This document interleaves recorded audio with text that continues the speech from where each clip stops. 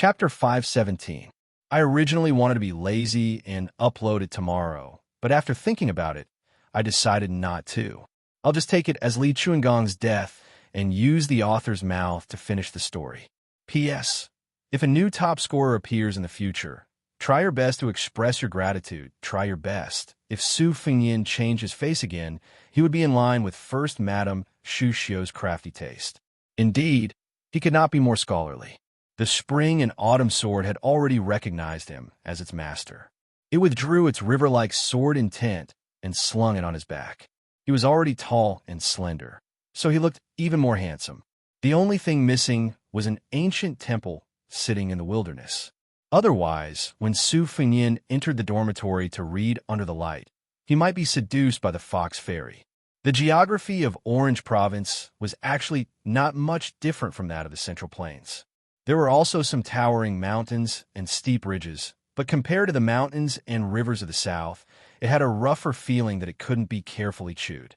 Along the way, Su Fengyin, other than nurturing his sword, spent most of his energy on deciphering the knot strands on the seventh blade. Stones from other mountains could be used to polish jade. In a battle in the small alley, the blind zither player had played like a child's 18 strokes of the Wuxia. Although he had dodged in a hurry, he had benefited greatly afterward. Since Su Fengyin had fulfilled his wish and successfully persuaded this old man to go to Nanzhao, he was in no hurry. Now that he had arrived at the fork in the mountain, he saw a simple wine shop with a flag that kept falling down no matter how strong the wind blew. A young woman with an enchanting figure was standing at the door and stretching.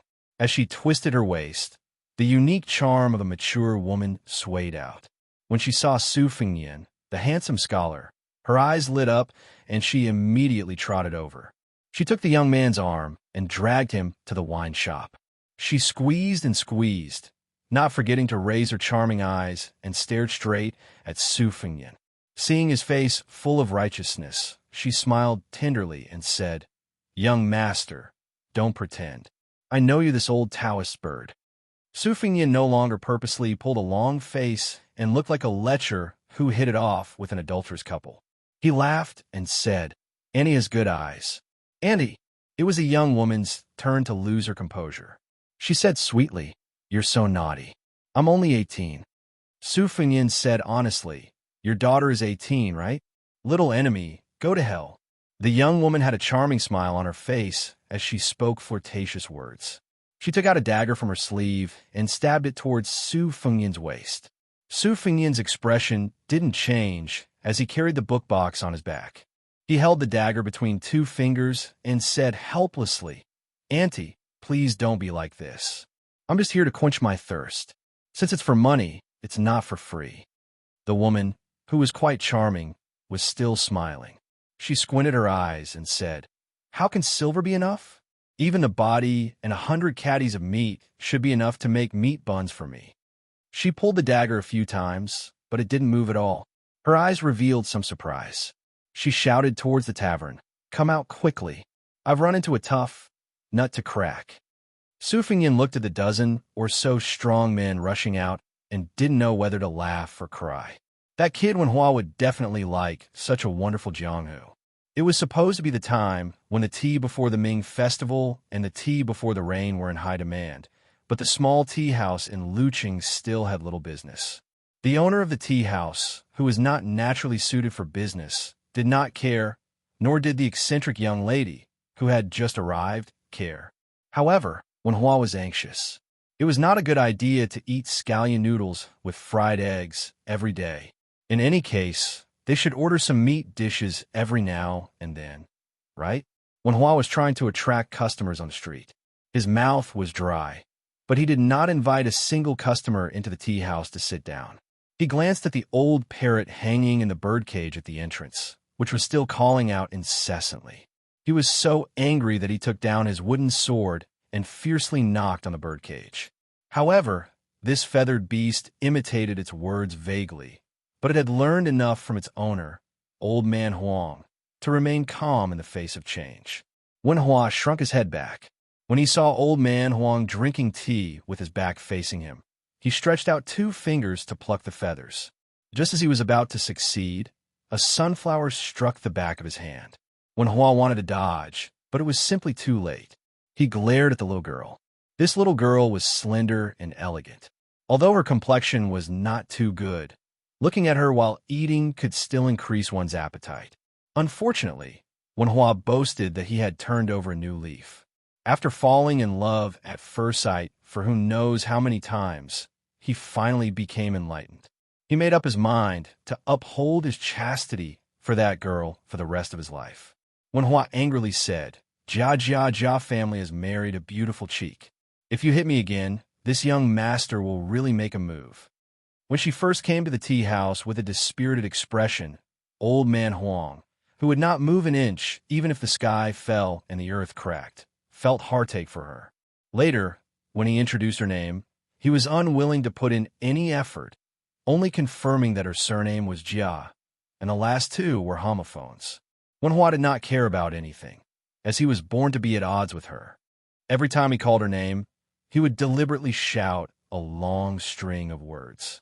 Last month, a scene had happened that scared him so much that he almost peed his pants. A tea house customer deliberately made things difficult for her, disliking that her tea brewing skills were too shabby. She patiently changed 2 pots of tea, but the businessman, who had the demeanor of a scholar, was still finding fault with her despite the cold weather. Wen Hua was originally watching the fun, and was happy to see this young lady make a fool of herself. Then he saw the young lady standing next to the customer, chuckling and chopping off his head with a karate chop. If it were not for Wen Hua's quick-wittedness, throwing out a tea saucer to block the karate chop and then risking his life to stand between the two of them, that head would have been chopped off like a watermelon. Since then, Wen Hua had been on tenterhooks, wishing that he could even keep an eye on her when she went to the outhouse. These days, for the first time, Wen Hua was willing to be an ox or a horse. He did not dare to trouble this young lady to receive the tea house customers. He would rather she sit cross-legged on the bench by the window and stare blankly with a sunflower that had been plucked from God knows where on her shoulder. The young woman chuckled with a stiff expression.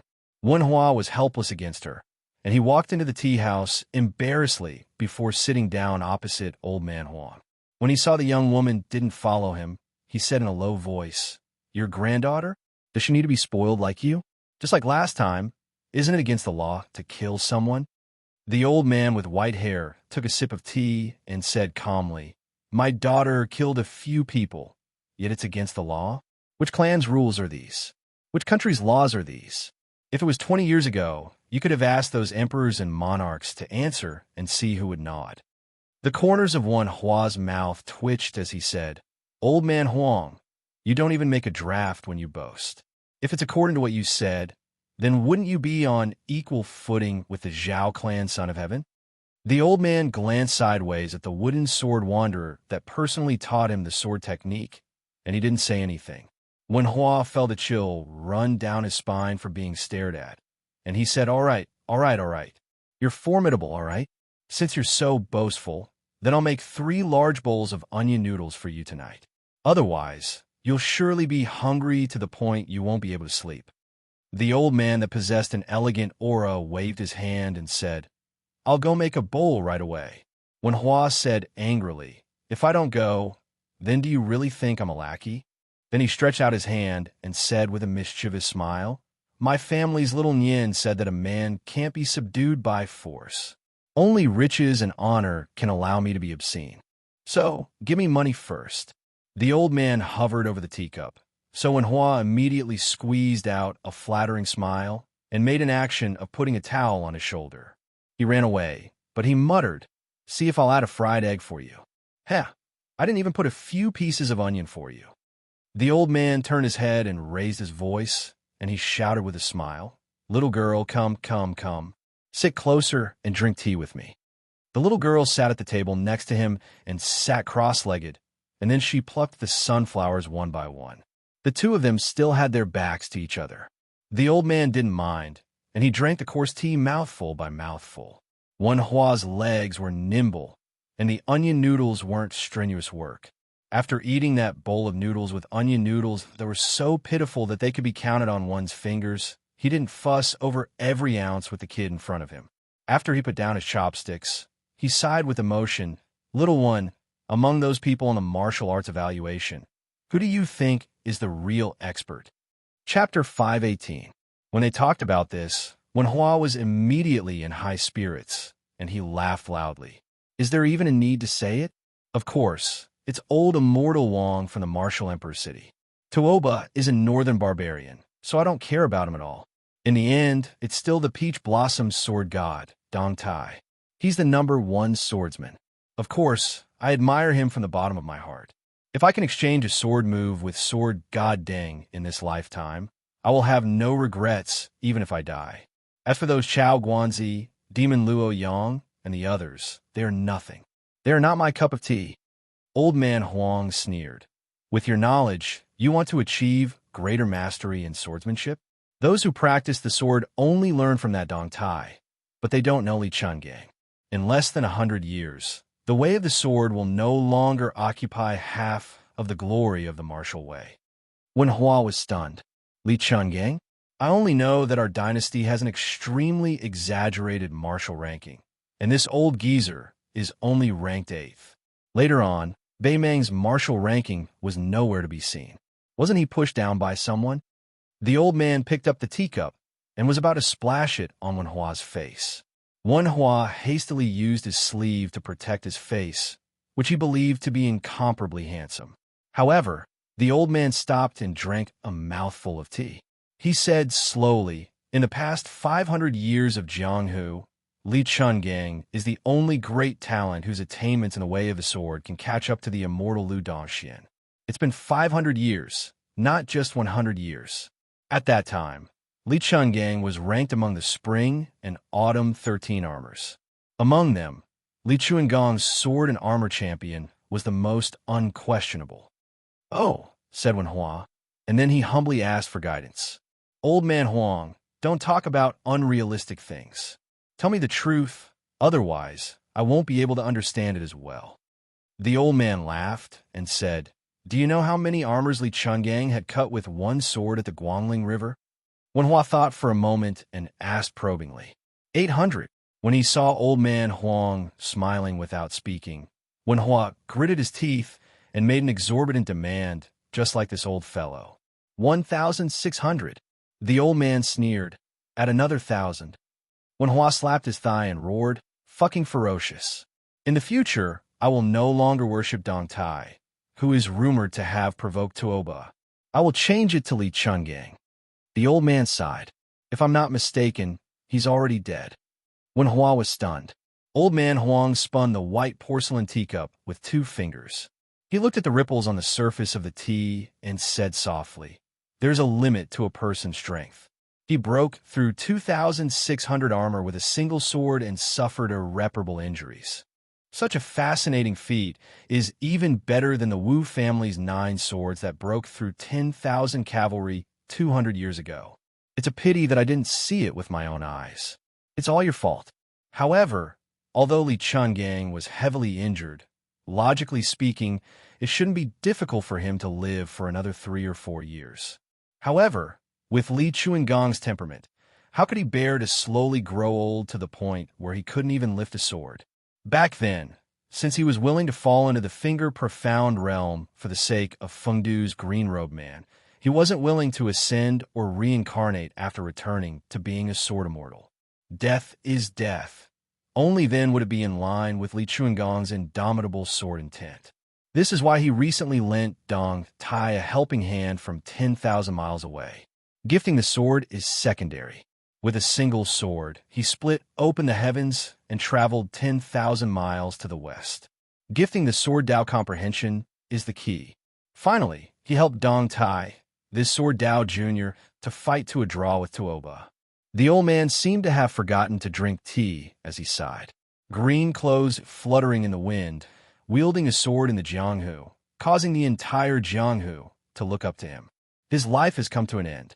With his final sword, he still created a new sword immortal. Only Li Chungang can do such a thing. He died a worthy death. I just don't know if Li Chungang can truly die without regrets. The old man laughed self-deprecatingly and pointed at the tea. The tea cools after the person dies.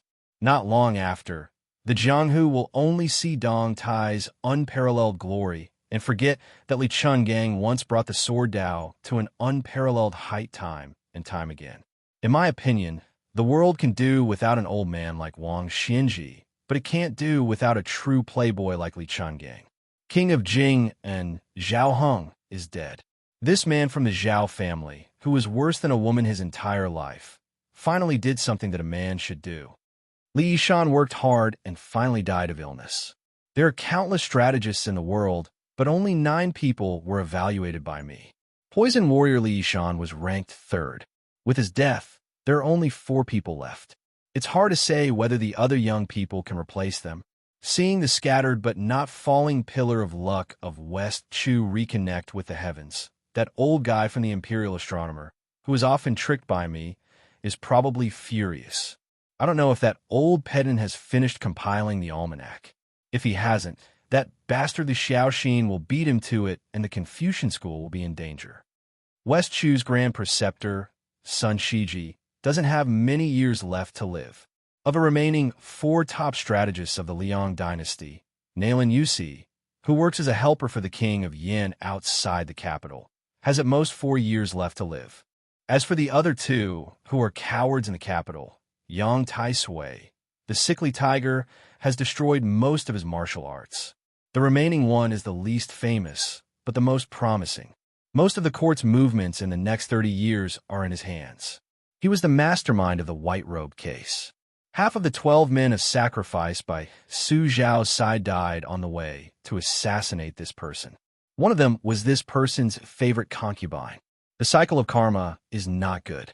Isn't it funny? They're all dead. They're all going to die. Counting back and forth, there's one less person. Whether it's Jianghu or the country, it's still for the young. I like this kind of world. It's not dead. The Liang dynasty has Zhang Jiulu and Gu Jiantang. Beimang has the middle-aged Tuoba and the younger Dongjua. In the future, there will be an endless stream of newcomers who will rise to the top like bamboo shoots after the rain. This is interesting. However, the Taiping Order of the Chess and Soar Music School doesn't seem to have given up. He wants to help the Empress of Beimang play a big game of chess. I'm looking forward to it. When Hua was dizzy from hearing this, he asked in surprise, "Old man Huang, are you possessed? What nonsense are you talking about?" The old man picked up the teacup and drank it all in one gulp. "You don't have to pay attention to this chessboard. Just practice the sword at ease. You can only practice the sword for the rest of your life. Scholars have scholars' matters. Boorish men have boorish work, and merchants have merchants' business. Everyone lives and works within the rules. This is the world's peace." When Hua patted the wooden sword at his waist and snorted coldly, "Just you wait." The old man mocked, "Don't make me wait for a few decades. I can't afford to wait." When Hua slammed the table, "You just eaten my onion noodles, and you're already burning the bridge after crossing the river." The old man was about to speak when his head was hit by something. He turned around and saw that his daughter had hit him with a sunflower. With his scheming mind, he immediately understood and laughed. I know. Don't worry. I can live as long as I don't want to. No matter what, I'll live until the day you get married." Then, the old man was sent flying by a sunflower. When Hua, who felt that his anger had been vented, couldn't help but give a thumbs up and exclaim in admiration, "You're even more chivalrous than a heroine. Apart from Li Chungang and Dong Tai, I admire you for daring to hit old man Huang." When Hua suddenly had a thought and suddenly started talking to himself, "I'm thinking that Su Fengyan, that pervert, will definitely take a liking to a girl with such character like you. Won't you become my sister-in-law in the future? Then what do I have to call old man Huang?" Then he was also sent flying. Old man Huang sat on the ground and asked himself, since Li Yishan drew a line before dying, why don't I go to Xiangfan to take a look? He heard a cold snort above his head. The old man sighed and said, "A grown girl can't be kept at home. Forget it. Beiliang's own courtyard is chaotic enough. It's hard to say whether or not that brat can survive. Why should I bother to be this evil person? It's more practical to compete with that Taiping Ling who doesn't want the world to be at peace. Do you want to buy tie-in? That depends on whether or not I agree." He stood up and patted the dust off. He said with a smile, "Daughter, wait here. I'll make you some onion noodles." When Hua, who had been hit for no reason, hurriedly shouted, "Give me a bowl too." Old man Huang didn't pay attention to him at all. This made Wen Hua depressed again and missed the little new year. Chapter 519. Su Fingyin let go of the dagger as he was surrounded by more than 10 ferocious bandits. The woman, who had a graceful figure but a vicious heart, took the dagger away from him. She was also tactful and no longer stuck to the handsome scholar. She took a few steps back and imitated the naive look of a 16-year-old girl. She smiled and asked, "Young master, are you afraid?" Su Fingyin smiled bitterly and said, "How can I not be afraid?" She held her chest and smiled sweetly. "It's good that you're afraid. I see that you have some skills, so I'll give you two options. One is to fight to the death and challenge all of us. After you die, we'll chop your meat and make steamed buns. The other is to join our stronghold and become brothers. We'll drink meat and drink wine together." A man who was as thin as a bamboo pole but had a full chest of hair whispered, "Qing Zhunyang, shouldn't it be eating meat and drinking wine?" The woman who was exposed raised her eyebrows. She twisted her waist and walked like a bamboo leaf. She stepped on the man's foot and said, "I'll let you eat meat and drink wine. Without me, you could take off your pants and cut off your balls to cook and eat." Su Fingyin said without hesitation, "Let's be brothers." The woman's eyes flashed with contempt. The skinny monkey spat and scolded. "With this kind of virtue, it's a waste of food for our stronghold to accept." The sound of horse hooves came closer and closer. The woman frowned and raised her arm to cover half of her face. She squinted her eyes and looked over.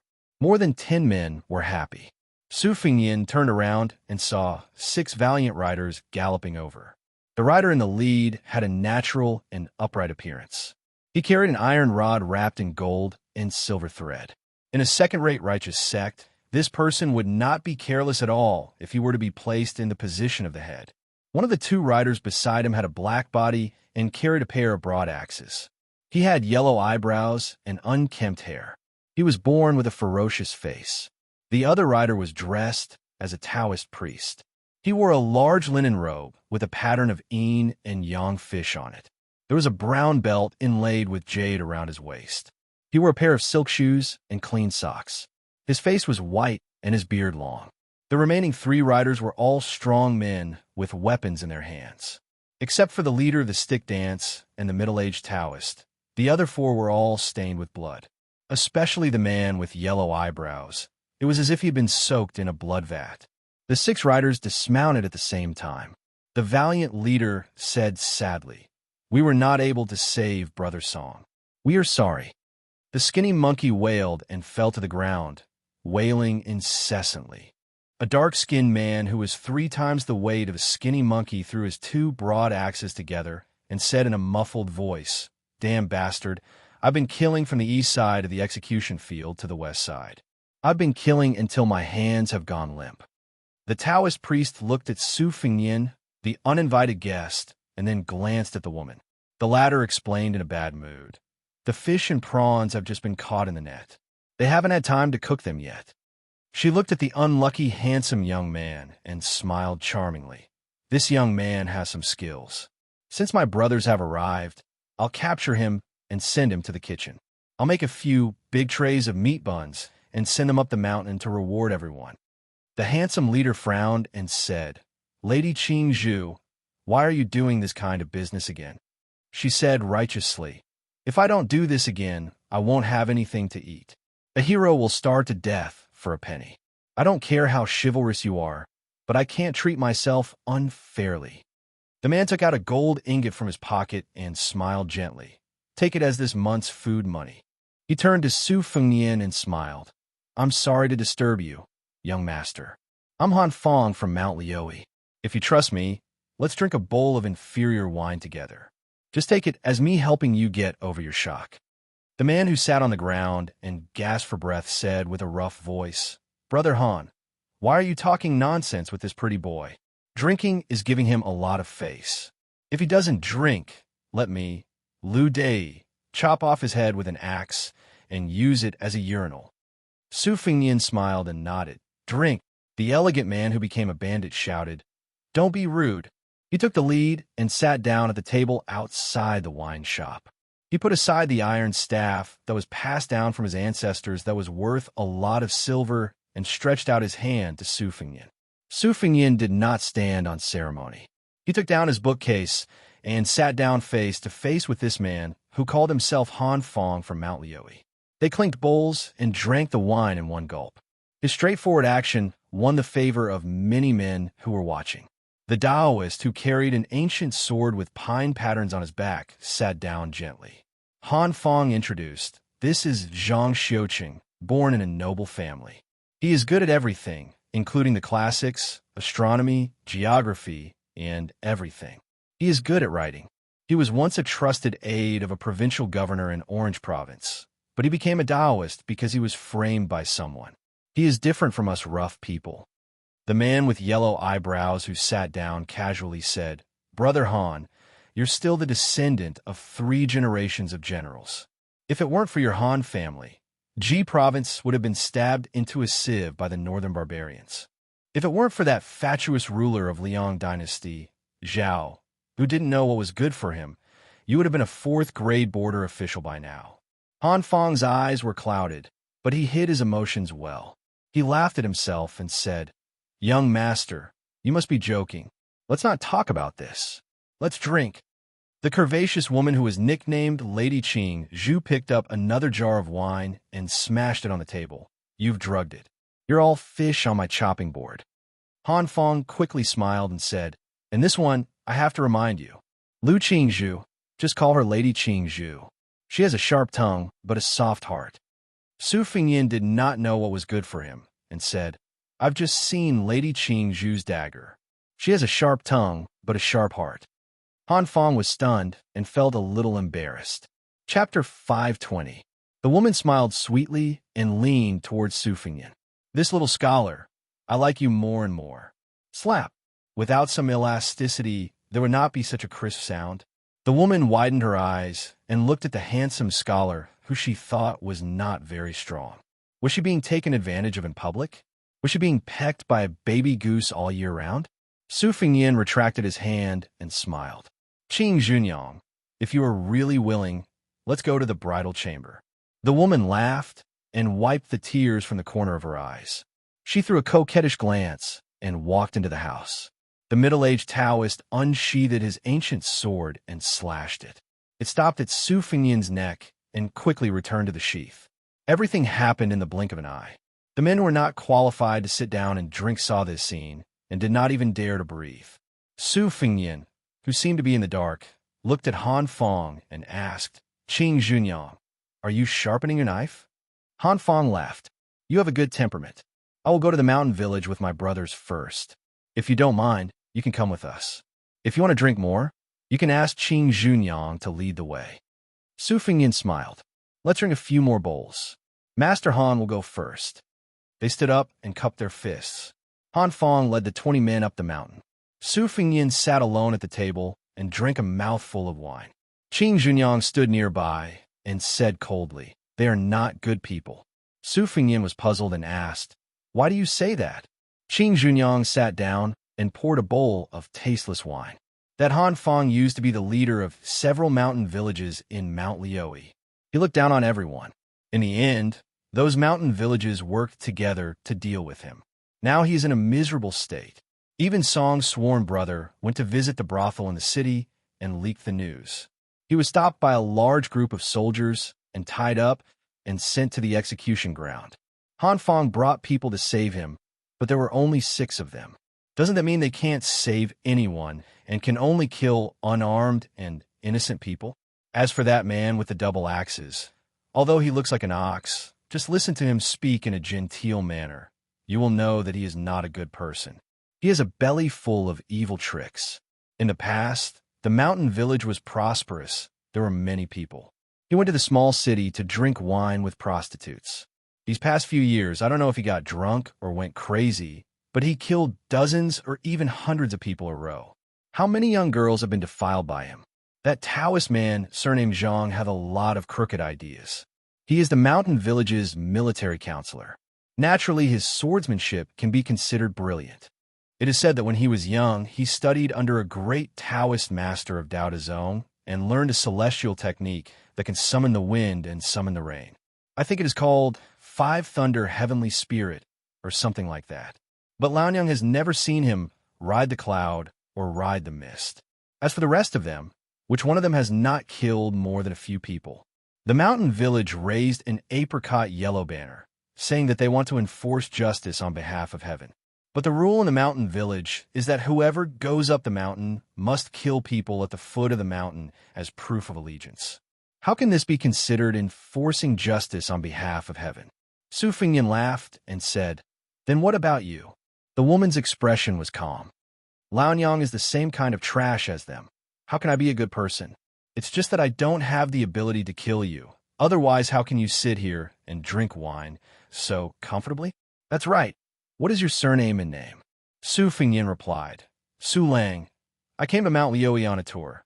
I didn't know that this place is even more chaotic than the turmoil and chaos of war. If I had known earlier, I would have taken a detour. She laughed and said, You should have taken a detour. This mountain is a den of thieves. However, I don't mind telling you the truth.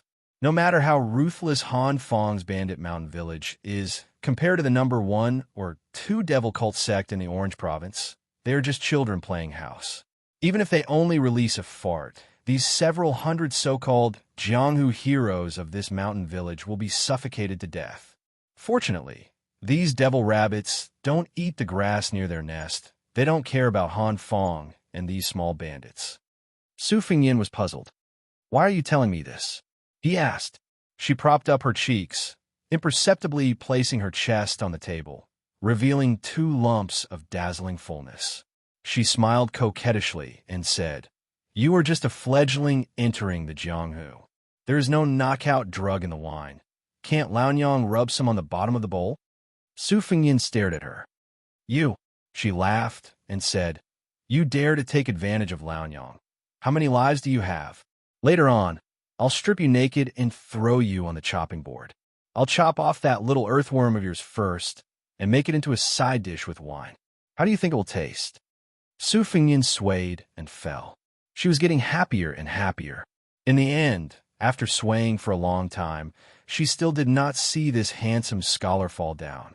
It was only until she noticed the young master's pair of captivating red phoenix eyes squinting that she bit her lip and said resentfully, Is it fun to tease me?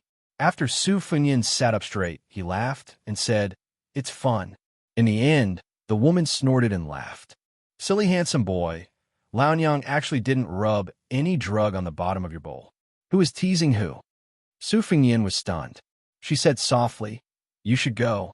Don't let your emotions affect your decisions. When you go up the mountain to that stronghold, even if you fall into a big fire pit, even if you're lucky and have excellent skills, you will still lose a layer of skin if you climb out. Su Fengyan said softly, Thank you. I know that you pretended to be a bad person just now to help me escape. Being stabbed in exchange for my life is just losing all my belongings. No matter how you look at it, it is a profit. She smiled and did not say anything. Su Fengyan lowered his head and drank a mouthful of wine. The two of them were speechless. She suddenly said, In the past, I wasn't this kind of bodhisattva. It's just that you look a bit like my man. Su Fengyan nodded seriously and said, From this, it can be seen how romantic and elegant your man is. The woman smiled sweetly and poured a bowl of wine over. Su Fengyan gently reached out his hand and used the embracing sparrow style. It was incomparably mysterious as he condensed the wine into a piece and then put it back into the bowl in front of her. Who said that spilled water can't be taken back? Chapter 5:21. Su Fengyan, who had played the game of seizing the sparrow and collecting the water, laughed and said, It's just acrobatics. Lu Qingzhu's slender finger touched the porcelain bowl. Then she rubbed her willowy eyebrows and said in surprise, It's just acrobatics? Su Fengyan did not answer and asked, How did you enter the stronghold? She did not dare to drink the bowl of wine. After thinking for a while, she said with a smile, My complaints are too much and it hurts my liver and intestines. Let's not talk about it. Su Fengyan was not tactful enough to get to the bottom of it. Your man, She rolled her eyes. You really want to know? Su Fingyin shook his head and said, forget it. Su Fingyin did not want to hear about it. Instead, she spilled the beans from a bamboo tube, but her tone was indifferent. He was dead, a useless scholar. When his family was destroyed, a man in the stronghold found him an eyesore and used an iron spear to crush his stomach. Afterwards, I was betrothed to a third party by Han Fong. Before we even consummated our marriage, that hero could not control the thing in his crotch and hurriedly wanted to have sex in the wild. My dress had already fallen to my calves, and I waited for half a day naked. Only then did I know that a big shot from the devil cult was passing by and bumped into him and smashed his head. The devil lord saw that I was somewhat beautiful, so he showed great mercy and took me as his exclusive property. I followed him to that majestic sect. I was probably considered a concubine maid. I served him with a few foxes for half a year. When he got tired of playing with me, he sent me back. Fong Dei and the others only had evil intentions, but they did not have the guts. If they wanted to be the concubine of that great devil lord, they had to be alive, right? Otherwise, do you think a pretty widow like me could have lived until today? Even if I could have lived, I probably would not have had the strength to stand up straight in broad daylight. Serving men, especially those who were full of brute force, was very physical work. Now that he thought about it, back when he was in a place like the Imperial Palace, it could be said that he had seen a paradise on earth. He had not suffered for nothing. You see, you brought up the topic. This old lady is really heartbroken. Let's change to another bowl of wine. This bowl is filled with evil energy. I'm afraid that I'll fall into your trap and really enter the bridal chamber with you. At that time, this old lady won't suffer any losses. You're just a newborn calf, and your head will be smashed by that devil's palm. You'll be a white puddle like soy milk. Su Fingyin pushed the wine bowl over and asked calmly, what sect is this? Why is it so influential? She said sarcastically, Young Master Su, you haven't even heard of Shinmin's thatched hut? How dare you travel to Mount Liui to study? Su Fingyin laughed. Shinmin's thatched hut? It sounds like a righteous sect that leans towards Confucianism. Qing Junyang took a sip of wine. Seeing that there was no one around, she said, Han Fong's nickname is the Qilin General. Which eye of yours saw that he looked like a Qilin? Do you really think he's the state preceptor of Beimang? Zhang Xiuqing is known as the Thunder Lord, but I've never seen him summon thunder. Song Ke, who was beheaded on the execution field this time, was also called the Cauldron-carrying Heavenly King. Isn't that a self-proclaimed title? With his small body that swayed in the wind, it's hard to say if he could carry this old lady who's over 90 kilograms. He only knows how to use some lowly poisoned hidden weapons. Therefore, Shunmin's thatched hut, although it's called a thatched hut, is actually similar to the Emperor's residence. There's gold and jade everywhere. I don't know how they earn the money. Even the latrines are more imposing than the residences of the leaders of the strongholds on the mountain. I've never really been to the Imperial Palace, but I think it's not far off. Su Fingyin nodded and then asked, Qing Junyang, you're more than 90 kilograms, right? You should be around 50 kilograms. The woman was embarrassed and angry. Can I eat 7 to 8 kilograms of beef today?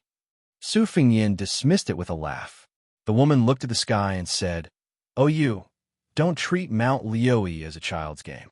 It's not a place where you can come and go as you please. We're all elites. If we don't have some skills, we won't be able to stand firm. Go, leave behind something for me, so that I can give an explanation to Han Fong and the others. I'm no longer the Guanyin goddess who saves people in distress, nor am I a woman who's at the age of her first awakening of love. You can't be confused just because you have a good appearance. If you don't want to part with the sword you're carrying, take out some silver and treat it as a loss to ward off disaster. Han Fong gave me an ingot of gold to reassure those poor brothers of his who can't take the next meal. I'm just trying to pretend to be a rich man in front of you. This stronghold has long been ruined. Su Fingyin really did take out a stack of banknotes from his bookcase and put it on the table. He smiled and said, More than 100 taels. Is this enough? She raised her eyebrows and tapped the banknotes with her fingers. She laughed and said, You're really a rich man. With your wealth, as long as your family's wealth isn't thin, you'll be worshipped as a spendthrift and a god of wealth in the stronghold. As long as they don't suck your blood dry, your life will be guaranteed. Just now I worked so hard to put on a show, but it turns out that I've been thinking too much. Su Lang, where are you from? Are you really a scholar who traveled to study? Su Fengyan teased. I'm from a small family in Gusai Prefecture. There are so many aristocratic families there that they're as numerous as the hairs on an ox. If you don't have the surname Ding, you'd be too embarrassed to go out and greet people. You can't even lift your head. I didn't expect you to have 1 or 200 taels of silver here and become a rich man. If I'd known earlier, I'd have come here earlier to show off. She glanced at the glib-tongued scholar and said sarcastically, You've been peeking at me for a long time and you don't dare to touch me? Su Fengyan, who was caught red-handed, shook his head and said, I'm not that kind of person. After she got up, she patted her chest, either intentionally or unintentionally. The charming scene of her trembling made the man want to run over and hold her in his pocket, afraid that she would drop it, because it was too heavy. Su Fengyan still kept his head down. Qing Junyang didn't know whether to roll her eyes or give him a coquettish look. She left with a smile. There were no waiters to help her in the wine shop, so she had to work alone. There were always trivial matters that she couldn't finish. Afterwards, the scholar with the sword and the book on his back didn't plan to go up the mountain. After paying more than 100 taels of silver, he sat down at the fork at the foot of the mountain. He moved the table to a shady place under the eaves and took out a geography book from his book chest. He asked Qing Junyang for a plate of salted peanuts, a bowl of cooked beef, and a jar of wine. He sat there from noon until dusk. Qing Junyang didn't treat him as a guest of honor. She made a careless meal and ate it, then asked him what his plan was. Su Lang said that he wanted to stay here for a few days and pondered over how to maintain a mountain stronghold. He also asked her about a lot of trivial matters, such as how to make money, how to recruit people, and how to win people's hearts. She even asked him if he wanted to cultivate a vegetable garden on the mountain when there were no killings or robberies. She didn't hide anything from him. After all, it wasn't a big secret. If this young scholar was a secret agent from the government and came here to scout for information and pave the way for the armored soldiers to enter the mountain to suppress the bandits, she wouldn't be afraid. If the mountain stronghold was razed, she could just go back to the thatched hut of Shun Min and work like a cow or a horse. To her, who didn't care who died, there was no one in the world that she was willing to collect. He could also pass the time at night, so he took 2 benches and slept through the night. In the house, Qing Junyang tossed and turned for half the night before she fell asleep. When she got up in the morning, she looked at herself in the bronze mirror. No matter how she tried, she couldn't get rid of the dark circles under her eyes. When she saw the energetic guy sitting there holding a book, her eyes were full of resentment. She didn't know whether she was angry at his shamelessness or angry that he was worse than a beast last night. He didn't even knock on the widow's door. Although she didn't know how to open the door, at least it proved that she still had some beauty.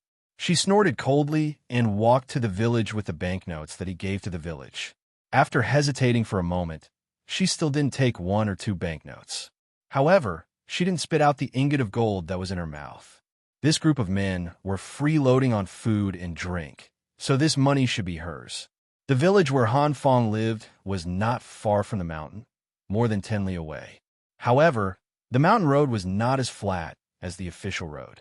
Fortunately, she was used to it and didn't find it too strenuous. After all, she was no longer the delicate girl who lived like a princess and didn't touch anything. Han Fong politely accepted the banknotes and was very polite. She even personally served him a pot of tea. Liu Dei, who was practicing in the mud martial arts field, stared at the young widow's buttocks and then looked at her tired expression. The man, who looked uncouth but was actually very thoughtful, had a strange look in his eyes. He was jealous and sneered in his heart. Reckless young man, you even dared to eat this thorny woman. Do you think you can just leave after eating her? Yesterday, when they went up the mountain, military counselor Zhang said that this kid might have some martial arts skills, but it was only Shira's kung fu. Could he withstand the pressure of the big devil in the thatched hut with 1 finger? This bodhisattva could single-handedly trample over a few stockades without taking a break. Chapter 5:22. Qing Junyang left the stronghold and returned to the wine shop. She saw that Su Lang was still there, reading. Until today, the skinny monkey, whose name she still did not know, was squatting by the side in a daze. This scoundrel was gluttonous and lazy, bullied the weak and feared the strong. He had all the faults he should have. However, compared to the bandits on the mountain who would easily chop melons and cut vegetables, he was indeed less capable and more cowardly, so he did not appear as abominable. These past few years, he often came here to help with some trivial matters, so it was certain that he could not control his eyes. However, unexpectedly, he had never done something as perverted as pricking the window paper to peep at her bathing and coming out of the bath. This made her somewhat have a whole new level of respect for him. In this mountain, who did not believe in the principle of seeking riches and honor in the midst of danger, the skinny monkey became a distinct anomaly and also a good-for-nothing example. She heard that the first time he killed someone under the guise of allegiance, he did not completely chop a woodcutter to death with a single chop. His tears and snot flowed profusely, and he even had to carry the woodcutter to see a doctor.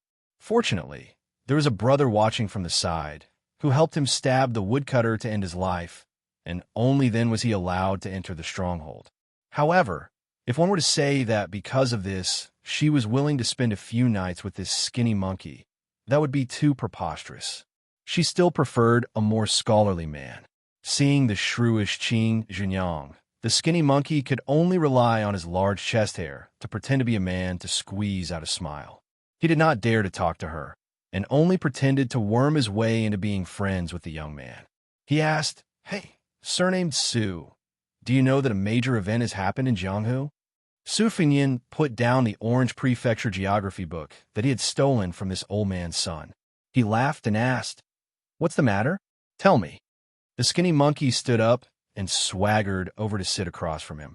Seeing him take the initiative to push a plate of peanuts over, his originally somewhat nervous mood calmed down a lot, and he quietly became a bit more carefree. He threw a peanut into his mouth, and with one foot on the bench, he clicked his tongue and said, "A few days ago, I went to the city and went to a restaurant with a brother who works as a servant. Do you know which restaurant it is? A meal at Fengxian restaurant costs a few taels of silver." The woman who could not stand this skinny monkey's blind bragging smacked him on the back with a broom and laughed. "If you have something to fart to say it quickly. With your poor life, how could you know any brother who works as a servant? Going to Fengxian Tavern to drink? Why didn't you just say that you were going to Jianghu to visit a courtesan? Isn't that more impressive?" The skinny monkey, whose face was flushed red, swallowed his anger back into his stomach. His imposing manner was weakened by 70 to 80%. He said embarrassedly, "Woman, you have long hair and short knowledge. You're looking down on me." Seeing that Xianxia was about to raise the broom and smash it down, the skinny monkey-like man hurriedly said, "Do you know that the peach blossom sword god, Dong Tai, has come from Liang?" Su Fengyan nodded. "Let's talk later." Xianxia went into the house and took out some meat and wine before sitting down. The skinny monkey-like man smelled the fragrance on her body and swallowed his saliva. He said in high spirits, "Didn't the third most powerful sword god in the world go to compete with our military god? Guess what happened?" Xianxia was not in the mood to guess riddles, but Su Fengyan smiled and said he should have lost. The skinny monkey slapped his thigh. "Wrong. What are you yelling for?" Xianxia, who was startled, picked up the broom under her feet and rushed over. The skinny monkey, who was slapped to the ground, did not dare to be angry with her. After sitting up straight, he lowered his voice and said mysteriously he was going to lose. That sword god even broke the peach blossom branch. He fought with the military god of Tuoba from morning to night, and then from night to morning. I don't know how many days and nights they fought. "Oh, Xianxia, don't hit me, don't hit me. I'll get to the point." At the critical moment when victory was decided, oh no, when Dong Tai was about to lose, all the hundreds and thousands of masters watching her to sentence. It came from thousands of miles away from the sky. Xianxia's face was full of sarcasm. She sneered and said, "You are talking nonsense again, aren't you? Do you think you are a storyteller telling a fairy tale?" The skinny monkey said with a thick neck, "It is absolutely true. Su Fengyin poured a bowl of wine and did not forget to pour a bowl for Qing Junyang and the skinny monkey as well. He said softly with a smile, "Continue." The skinny monkey glanced at Qing Junyang. As for whether he wanted to cut her face or her chest, it was unknown. Then he said, "I heard a sentence, Dong Tai. I want to borrow a sword from you. Do you dare take it?" Su Fengyin raised his wrist to take the wine. He stopped there and did not drink. The skinny monkey was about to slap his thigh, but when he thought of what had just happened, he retracted his hand and said with a fascinated expression. Then the sword god Deng replied, "Dong Tai, why wouldn't I dare? Thank you, Li Chungang, for opening the mountain for our swordsmanship." What happened next was even more frightening. A sword fell from the sky and into the hands of the peach blossom sword god. Then he fought the military god of Tuoba to a draw. No matter how soul-stirring the battle was, when it fell into the mouth of someone like the skinny monkey, there was always a lack of chewiness. Qing Junyang was skeptical. She had more doubts than she believed. She looked sideways and saw the young scholar, drinking with his head lowered. The skinny monkey sighed and said in a muffled voice, "They're all celestial beings flying around. I don't know if I will be able to catch a glimpse of them from afar in this lifetime." Qing Junyang did not think too deeply and asked casually, "Who is this Li Chungang? Who can lend a sword to the third most powerful person in the world, the peach blossom sword god?" The skinny monkey, who had emptied his stomach, said weakly, "He is probably a great swordsman from Liang." Qing Junyang saw the young scholar raise his head. It was a stiff face with no expression. He put down the bowl and said, "He is a one-armed old man with a sheepskin coat." The skinny monkey curled his lips and said, "Who are you trying to fool? A one-armed old man can ride a sword for thousands of miles? You speak as if you have seen him before." The young scholar smiled sadly and said, "I will never see him again." The skinny monkey did not know what to say to warm up the atmosphere. He saw Qing Junyang go into the house to work. After eating more than half of the wine, meat, and peanuts, he felt bored and went back to the mountain.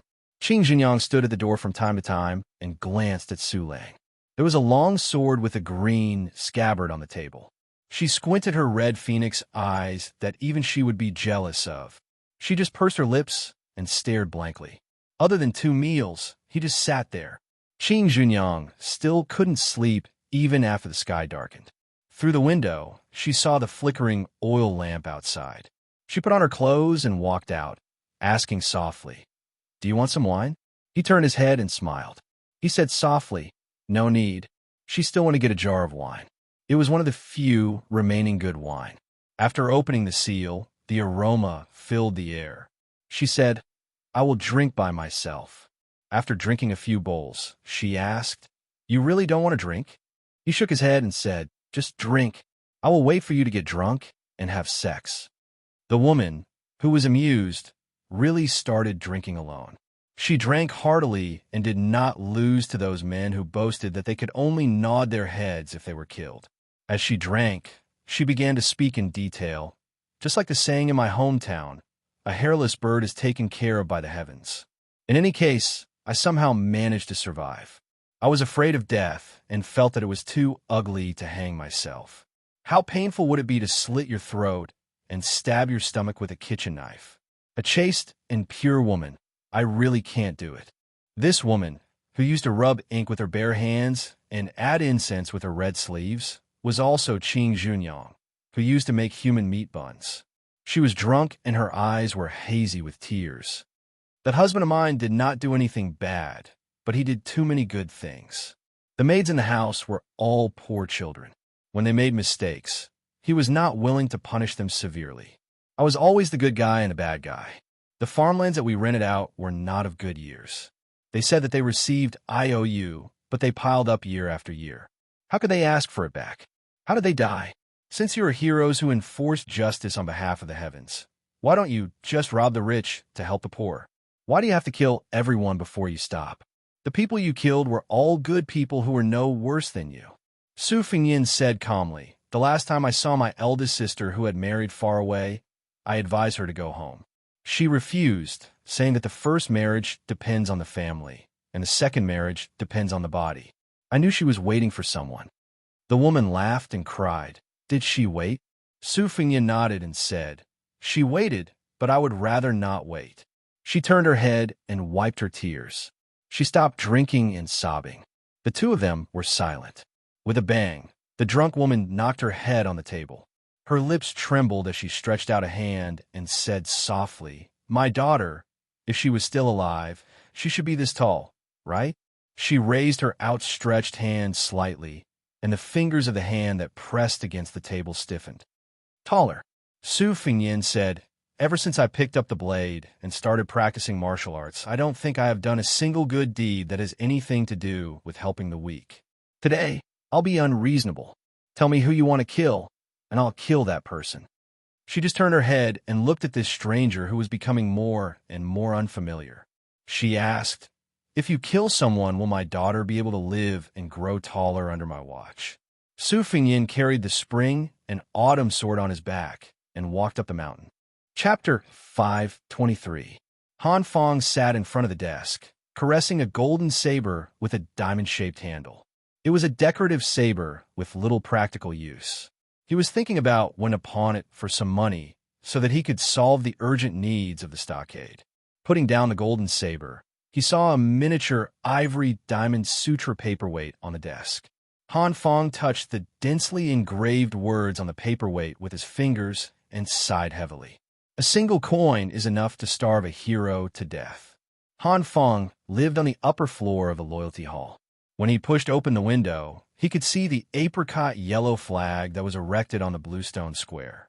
Unlike many of the bandits in the stronghold who only wanted to live a good life, he had been keeping himself clean all these years. He did not abduct women up the mountain to be used as tools to satisfy his lust. In the past, when he went down the mountain to kill the rich and help the poor, or to block the roads and cut off the paths, he would distribute those delicate and pretty women to his subordinates. Song Kuei and Fong Dei, who sat in the top few positions, were not greedy for money. Their only hobby was to compete with each other for the affection of women and fight with each other. Every time, he and Zhang Xiuqing had to mediate between them to make peace. Just like this time, when Song Kuei was beheaded on the execution field, the wives and concubines he left behind in the stronghold would become the playthings of the rest of the brothers tonight. This was also the reason why Han Fong was unwilling to take any wives or concubines. As a bandit, few people could enjoy their old age in peace. It was already a blessing from God to be able to live to the age of half a century. The stronghold was at its peak. Excluding those who had families to feed, there were more than 200 brothers who could ride horses and kill people. They came and went like the wind. There were no military towns, stationed soldiers in the hundreds of li around Mount Liuyi. The local government was not strong enough to suppress the bandits. When facing their own stronghold, they would be thanking the gods if they did not go to the government office and behead the officials row by row. However, now that the stronghold had lost its power, there were only a dozen or so capable subordinates. Many of those who used to be brothers in the past had died, and most of those who were still alive had gone to the other strongholds on the mountain. Those who were left behind were burdened by injuries and injuries. They were raised in the stronghold and had bad tempers. They either complained about the lack of fresh women or complained about the lack of wine and meat. Han Fong also knew that she was burdened by her reputation, so there were many things that she could not say, and she could not even show the slightest expression. Now, the only one who could speak the truth was Zhang Xiuqing, whose family background was similar to hers. It was not scary that the monkeys would scatter when the tree fell, but it was frightening when everyone pushed the tree away.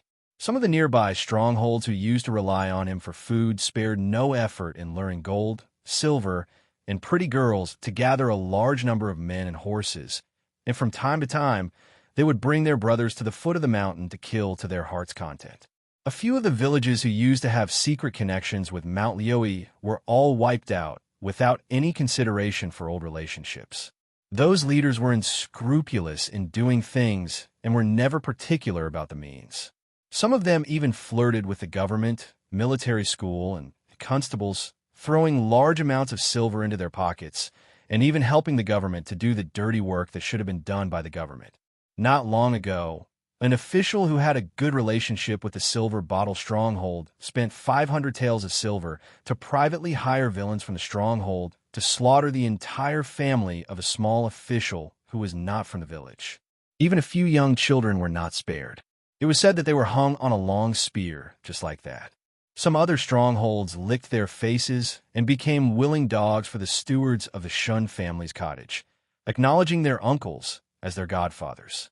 There was even a 40-year-old stronghold leader who took a young woman from the cottage as his godmother, just because she was the favored concubine of a ferocious, demonic cultivator in the cottage.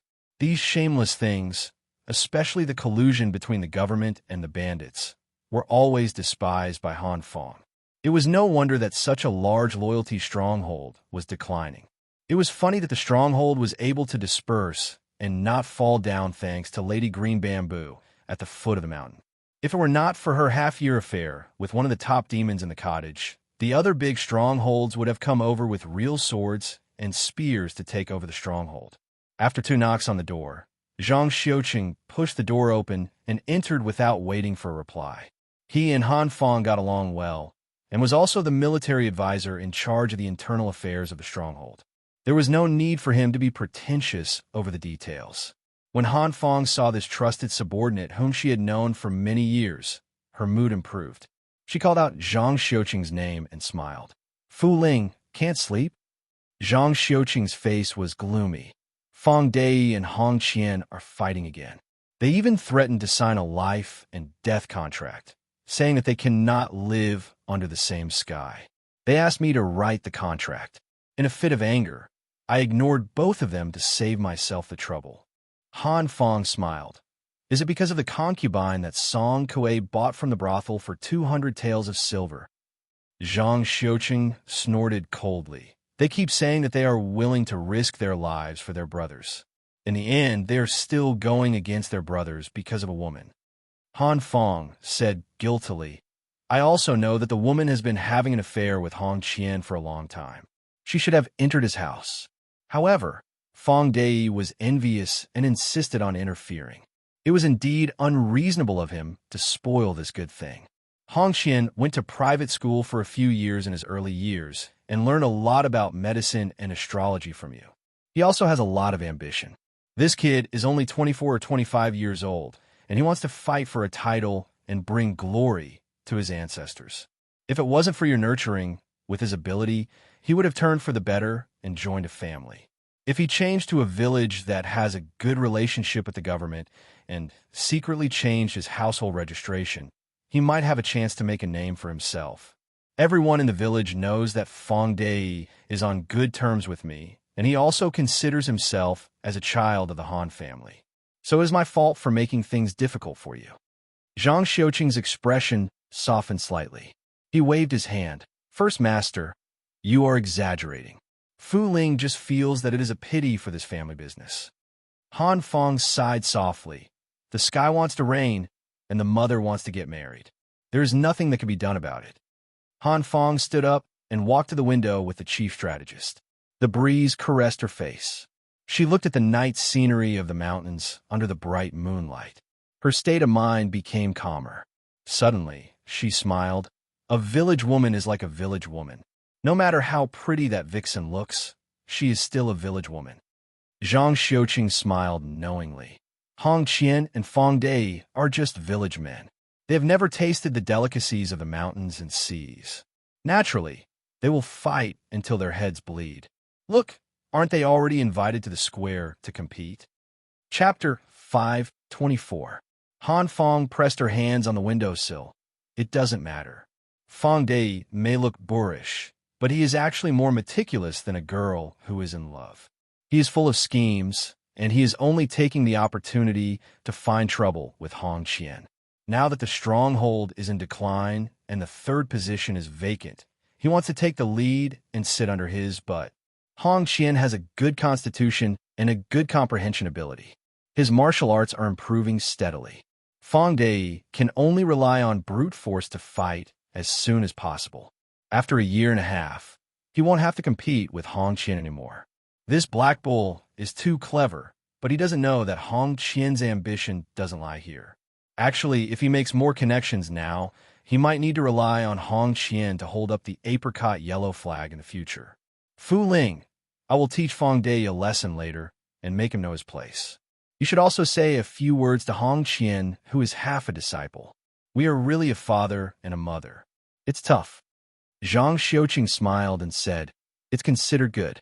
Compared to those stronghold chiefs who are grandchildren, we are at least considered as elders.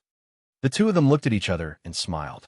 Zhang Xiuqing frowned and asked, First Master, how should we deal with that scholar from Gusai Prefecture called Su Lang? Han Fong shook her head and said, Don't bother about it. Today is different from the past. No matter if he is a scholar who is studying abroad or a spy sent by the government, we can't afford to offend him. The former is still okay. We can treat him with respect. If it is the latter, even if we can't afford to offend him, we can still hide from him. Zhang Xiuqing squinted his almond eyes and was filled with murderous aura. It doesn't matter.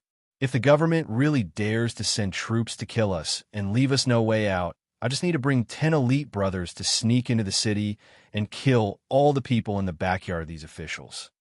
Han Fong smiled and said, You, the heavenly monarch of thunder, don't look like a Zhenren Fong.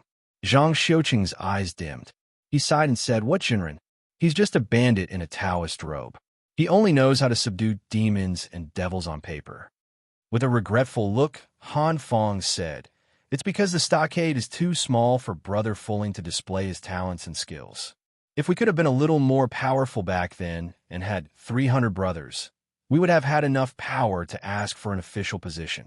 If we were recruited by the imperial court, we would have at least 6 or 7 official positions with real power in the inner circle and 30 or 40 official positions outside the inner circle. Not to mention Brother Fulling's strategic planning. With your identity as an outer circle disciple of the Taoist sect, you wouldn't have had to deal with the daily necessities in the stockade. Zhang Xiuqing stretched out 2 fingers and stroked his beard. He smiled broadly and said, Life and death are decreed by fate. Riches and honor are in the hands of the heavens. Ordinary people like me can't force things. Han Fong's eyes widened. At the same time, the Taoist blurted out, That's not right. Why did the devil show himself? Han Fong glanced at the Taoist beside her from the corner of her eyes. On the martial arts field paved with blue stones, a group of people appeared out of nowhere. They were all wearing brocade clothes that were rarely seen on the mountain. Moreover, even if the bandits in the stockade wore silk clothes, it was inevitable that they would look like monkeys wearing hats. The dozen or so handsome men and beautiful women had a very good temperament, like immortals from heaven descending to the mortal world, making people jealous. The leading middle-aged man wore a wide-sleeved white robe and came barefoot. His face was like jade, and he didn't carry a sword. However, there were several sword-wielding attendants beside him. Needless to say, such a magnificent scene was the arrival of the nobles from the Shun sect's thatch cottage on the Changle Peak of the Liuyi Mountain. When Han Fong saw that Hong Qian left the field and didn't fight with Fong Day, he walked towards the graceful man who looked like a marquis in the mortal world and bowed respectfully. Han Fong's heart sank to the bottom. As expected, Hong Qian had secretly changed his allegiance and joined the cottage. Han Fong sneered. The Taoist Zhang Xiuqing was furious. He angrily scolded, Bastard, and jumped out of the window and landed on the field. Fong Day and the dozen or so brothers in the stockade who were watching the show were also on guard. Zhang Xiuqing pulled out the pine-patterned peachwood sword from his back and pointed it at Hong Qian. He said in pain, Hong Qian, the stockade has treated you well. Back then, you killed the soldiers and had no other way out. It was the master who took pity on your abilities and took you in. Why did you do such a disobedient thing? Hong Qian's simple words made Zhang Xiuqing, who was half a master, speechless. People walked towards higher places. Hong Qian continued expressionlessly. That's right. It was me who reported to Immortal Zhongli that a strange man tried to get close to Lady Qingzhu. Since Lady Qingzhu had entered the divine residence of the cottage, she should be a member of the cottage alive and a ghost of the cottage dead. She was unscrupulous. What's wrong with me telling the immortal master? Master, The Immortal Master has already promised me that as long as you are willing to leave the stockade, the Immortal Master will be merciful, and there will be a place for you in the cottage.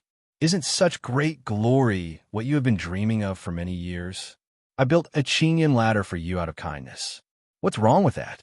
Immortal Zhongli's trip this time was on the way, and he didn't intend to argue with the stockade.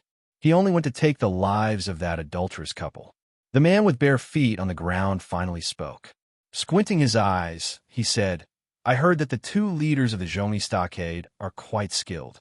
Otherwise, they would have been imposters like Hong Qian. They would just have changed their original surnames and be given the surname Zhongli. However, before that, I still want to see if they are worthy of my attention.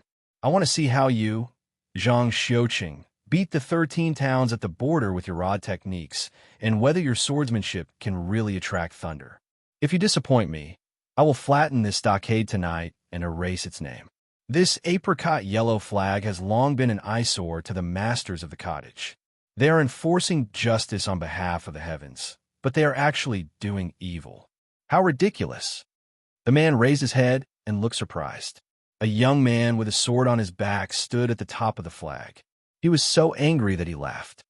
Little kid, you don't know your place. How dare you show off your insignificant skills in front of me? Hong Qian, go and cut down the flagpole. If he cut down the flag, it would be tantamount to forming a blood feud with the stockade. Hong Qian knew the severity of the situation, but he still gritted his teeth and ran forward, cutting down the flagpole with one strike. Zhang Xiuqing, who did not dare to stop Hong Qian in front of the devil from the cottage, had an ashen face. Zhongli stockade was completely finished. The flagpole suddenly fell towards the center of the square. However, the traveling scholar who only dared to fight with a widow at the foot of the mountain did not lose his footing and fall to the ground. His body was still as straight as a spear. When he landed with the flagpole that had fallen to the ground swayed and was kicked out by him. The flagpole was used as a sword and shot towards the carefree devil from the cottage. Hong Qian shouted angrily and slashed down with his sword. Unexpectedly, when the sharp blade hit the flagpole, not only did it not break the flagpole, but a huge force also rebounded into the sword. He almost could not hold the sword. Hong Qian, whose ocean of qi was churning, staggered back a few steps. He looked over in shock and could no longer see the weak scholar. The devil from the cottage, whose surname was Zhongli, sneered. He stepped out and pressed his palm on one end of the flagpole, breaking it inch by inch. There was no doubt that he was an expert. Everyone only saw the scene of him breaking through the flagpole, but did not see that he had quietly slid back a few inches. The devil tried to raise his qi several times, but could not stop himself from retreating. The fear in his eyes was no less than Hong Qian's. When he saw the young swordsman disappear in a flash, he finally could not hold it in and said in a low voice, "Sword, come." The sword boy hurriedly threw out a simple ancient sword covered with ice cracks. The next scene was that the young man stood in front of the famous middle-aged devil of Mount Liuyi. One of his hands overstepped his authority and caught the ancient sword for his master. The other hand grabbed the devil's neck and lifted him up. The devil broke a flag, but the young man twisted the ancient sword in his hand and broke it inch by inch. Su Fengnian stared at the ferocious red face and asked coldly, "Do you deserve to use a sword? Do you deserve to use the word sword? Come." Chapter 5:25. Su Fengnian casually threw away the useless sword that was once known to cut jade like mud and asked again, "Who allowed you to say the word sword?" Normally, if someone dared to be so arrogant and rude, he would be chopped into minced meat and fed to the dogs with his sword. However, this young man, who was even more of a devil than him, was stronger than him. He struggled to gasp and said, "I heard that the sword immortal Li Chungang of the Liang dynasty once said that he was a model for swordsmen of our generation, so I secretly learned and used it. If young master is dissatisfied, I know Zhongli Handan won't say again. I won't say it again for the rest of my life." Zhongli Handan's face turned from red to purple as he gasped and said, "I heard that the sword immortal Li Chungang of the Liang dynasty once said that he was a model for swordsmen of our generation, so I secretly learned and used it." If young master is dissatisfied, I know Zhongli Handan will never say it again. Su Fengnian responded with an "oh" and raised his hand. He slapped the side of the head of this immortal from the cottage. Then his head was pulled out of the body and rolled far away like a watermelon. Su Fengnian threw away the headless body and laughed softly. Sword and lie are such common words. It must be very difficult for you to keep your promise. In order not to break your promise, I have to help you. When the servant boy who handed Zhongli Handan the sword saw his master die suddenly, he did not care about anything else. He also did not think deeply about why his master died in one move. He only thought that he was tricked by a villain and was careless. He snatched the famous sword from the other servant who was holding the sword. After he pulled out the sword with a clang, he angrily rebuked with red eyes, "You crazy country bastard! Do you know that Master Zhongli is the next hut master of Shenmin's straw hut? I will tear you into pieces and let you die without a burial place." In the eyes of Han Fong, Zhang Xiuqing, and the others who were not weak in martial arts, the sword boy's sword strike was not to be underestimated. The 5 fingers of Su Fengnian's left hand hooked into a claw, and the head that was dripping with blood flew back out of thin air. Coincidentally, it was split into 2 by the sword boy's sword.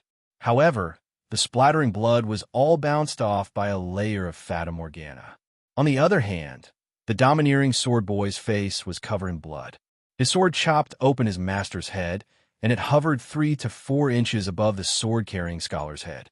Su Fengnian slowly raised his arm and flicked the sword away from the sword boy's hand with a flick of his finger. The sword broke free from the sword boy's hand and slapped his white cheek. Instantly, a long red mark as wide as the sword body appeared. After the ancient sword with a rare cat's eye stone inlaid in the sword guard left Su Fengnian's hand, it strangely pulled back into Su Fengnian's hand and cracked inch by inch. Su Fengnian smiled at the stunned sword boy and said, "I have never even heard of Shunmin's thatched hut. How would I know who this piece of trash with a broken head is?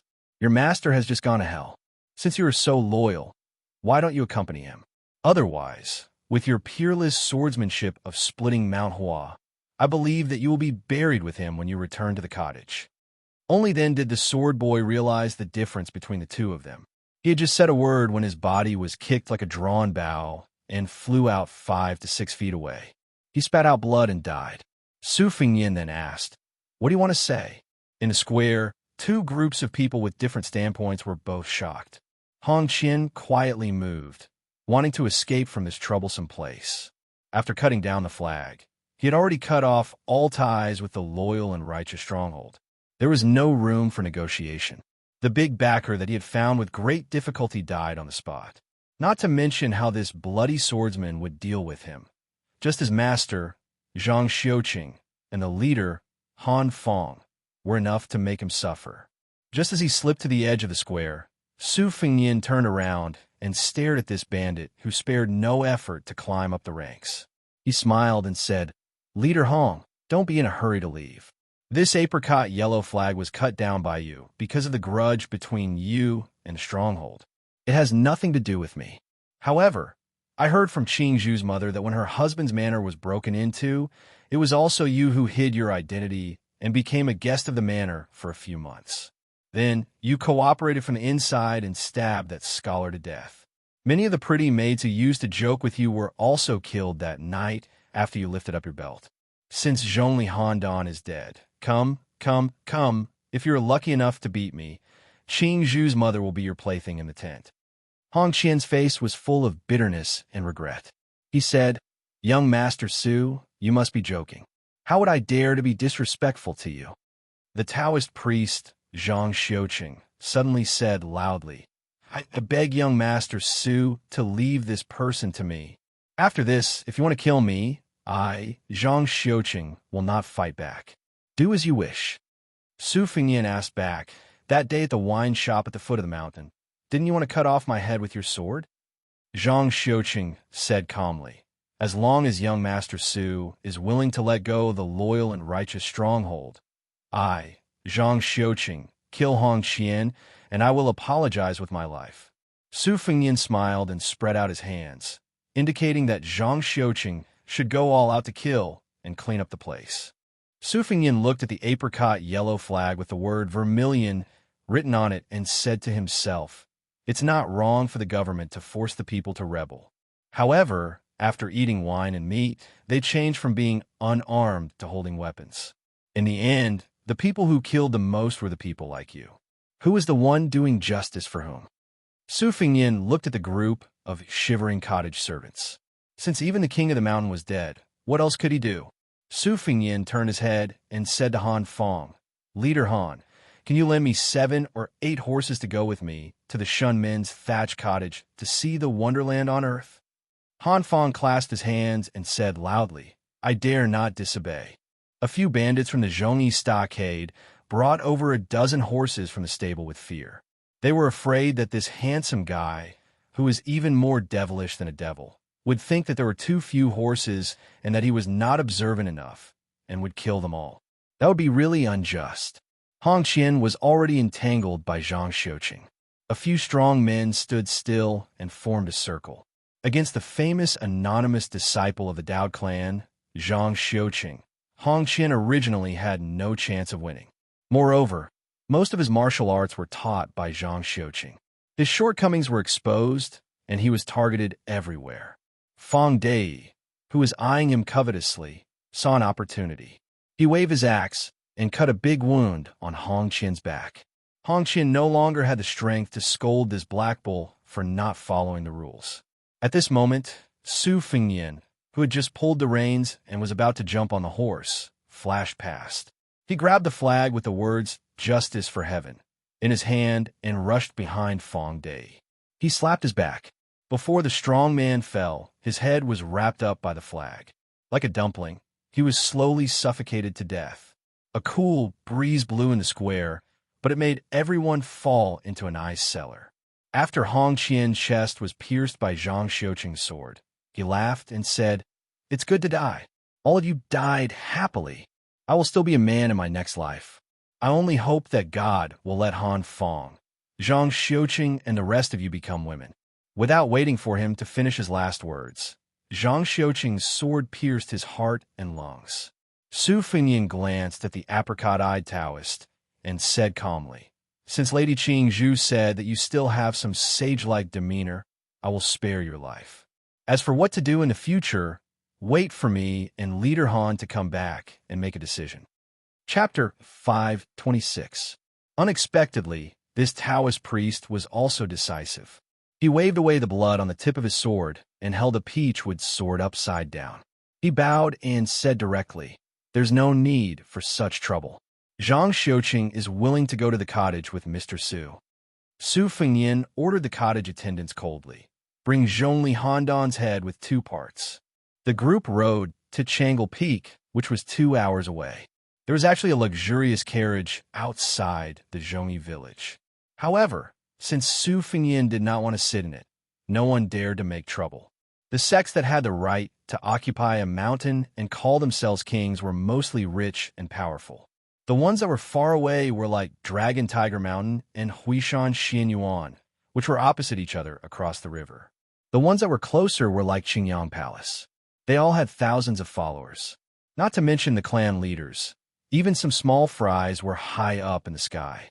In the eyes of ordinary people, they only felt like they were covered by clouds and mist. Naturally, they would be in awe. The Shun family thatch cottage was the king of the Liui Mountain. However, the devil in front of them, who was grabbed by the neck like a wild duck, liked to call himself an immortal. His strength was among the top 5 in the cottage. A few years ago, it was rumored that he was close to rank 2. According to the details that Su Fengyin learned from Qing Zhu, the cottage had about 2 rank 2 masters. For a state like the Orange State, it was indeed not bad. The owner of the cottage had the surname Shun. This person with the surname Zhongli was the dishonorable, illegitimate son of the owner of the cottage. However, he was quite talented in martial arts and had the chance to reach rank 2 before the age of 40.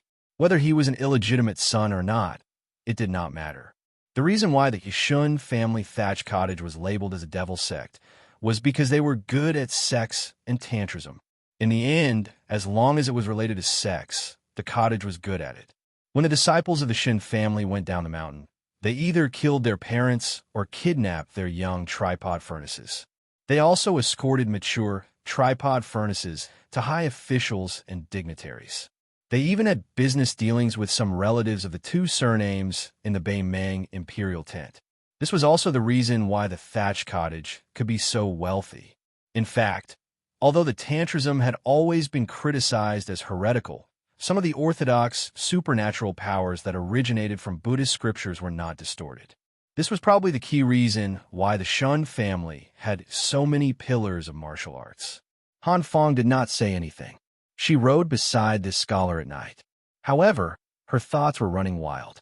Since he was traveling with his sword, he had slapped the devil Zhongli's head without using his sword.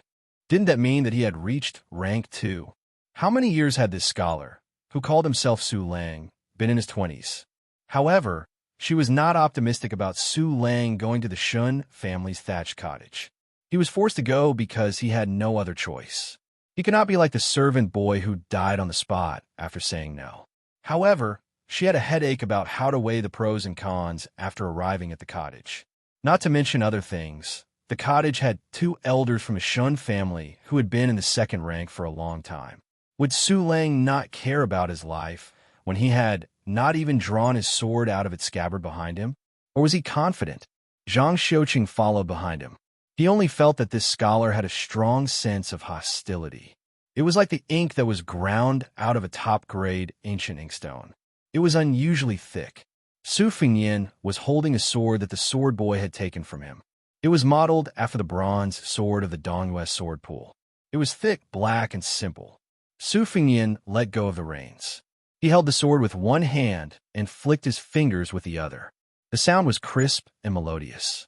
He suddenly asked, "People like Feng Dei have the habit of swinging their axes and killing people in the busy streets without asking about the right and wrong. Do they only feel satisfied and not have the slightest bit of mercy?" Han Feng mocked herself and was about to speak. Zhang Xiuqing was the first to speak. Feng Dei and Hong Qian, these outlaws, were not soft-hearted people before they came to the mountain. They were all people who killed without blinking an eye. They acted on impulse and did not distinguish right from wrong. To their own brothers, they were naturally worthy of praise for their righteousness. This is just like the so-called killing their children and raising their mothers in the 24 filial piety of the Central Plains. They are all crazy. In the end, they go against common sense. In the end, the loyalty of the brothers depended on Feng Dei and these boorish fellows. Those who were literate and quick-witted were rarely willing to hang themselves on a single tree. Later on, Zhongyi village was pushed aside by the other villages of Mount Liuyi, and the birds and beasts scattered. Those who scattered were precisely these brothers who had knowledge in their stomachs. After joining other families, they turned around and wreaked havoc on Zhongyi village, sparing no effort. The third boss, Song Ke, was tricked by one of his former brothers into going to the city, which was why he ended up in prison. Of course, not everyone is so despicable. Many brothers who went up the mountain but did not form a gang or faction to establish a foothold were disheartened, and after going down the mountain, they were still affectionate and loyal to the Zhongyi stronghold. It could be said that they parted on good terms. Su Fengyan nodded and said, "At the foot of the mountain, I asked Qing Junyang for advice on many methods of running a village. I more or less know that it is not easy for you." Zhang Xiuqing couldn't help but curse in his heart. "I beg you, this great devil, to stop asking for advice. You already have such fierce and unparalleled skills and supernatural powers. Could it be that you want to learn from us and build a stronghold for fun?" Zhang Xiuqing's heart was heated. Could it be that Mount Liuyi was going to change? Han Feng also had a telepathic connection. The two of them knew each other. Their gazes met and then flashed away. A sword boy who picked up the luxurious sword inlaid with cat's eye stone from the square came riding over. He anxiously reported, "Young master, someone is sneaking away."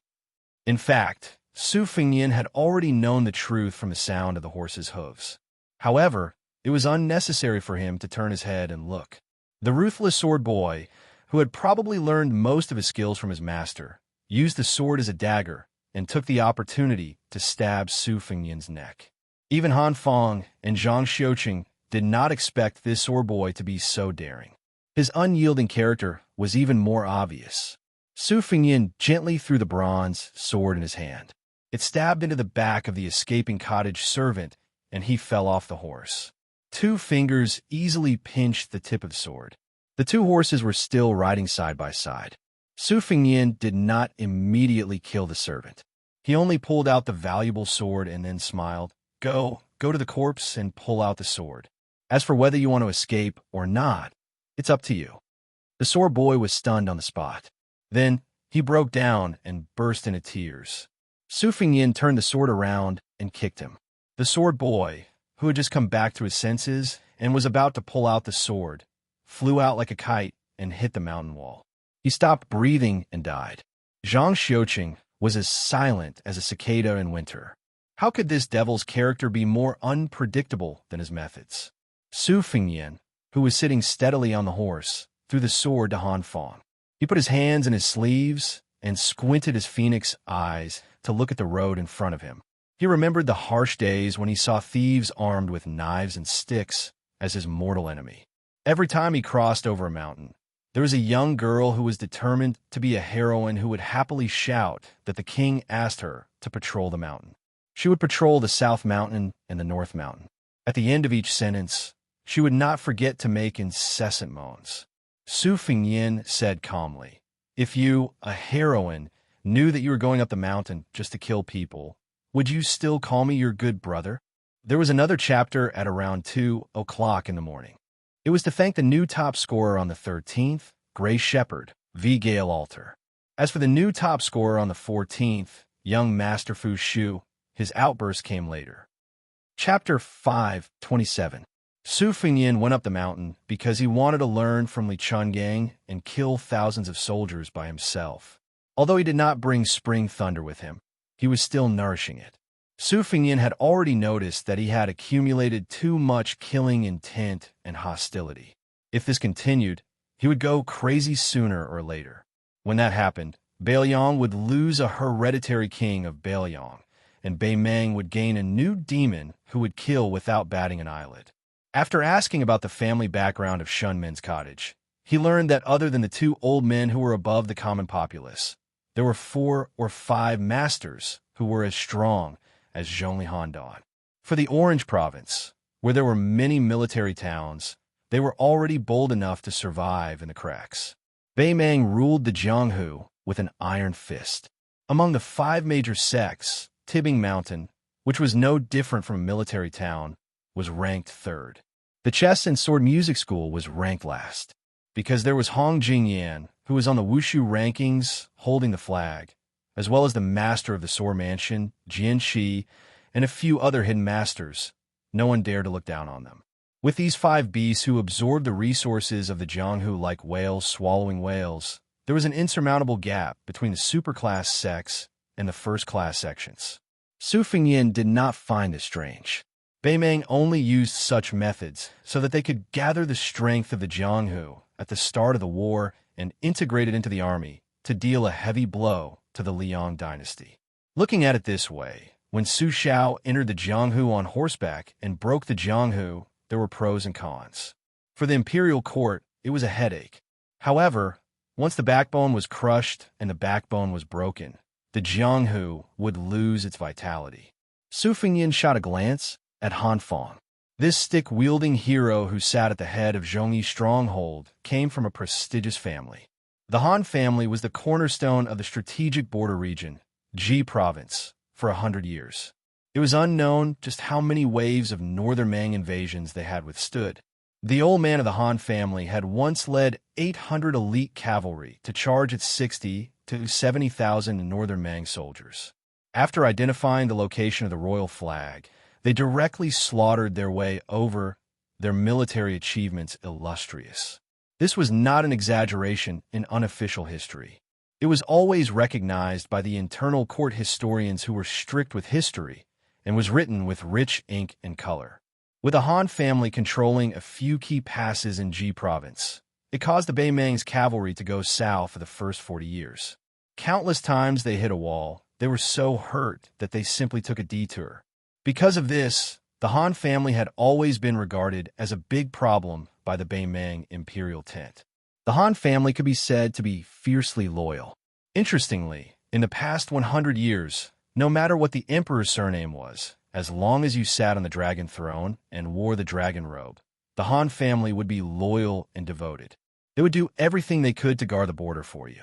The Han family members of the Han family would not hesitate to die again and again, and the number of direct descendants who died on the battlefield was countless. Until 10 years ago, Zhang Jiulu and Gu Jiantang took the initiative to rotate the border towns. The two Liao provinces, where the Beimang army started, especially Jianzhou, rebelled fiercely and almost caused the first mutiny after the spring and autumn period. Next was the Han family of Ji province.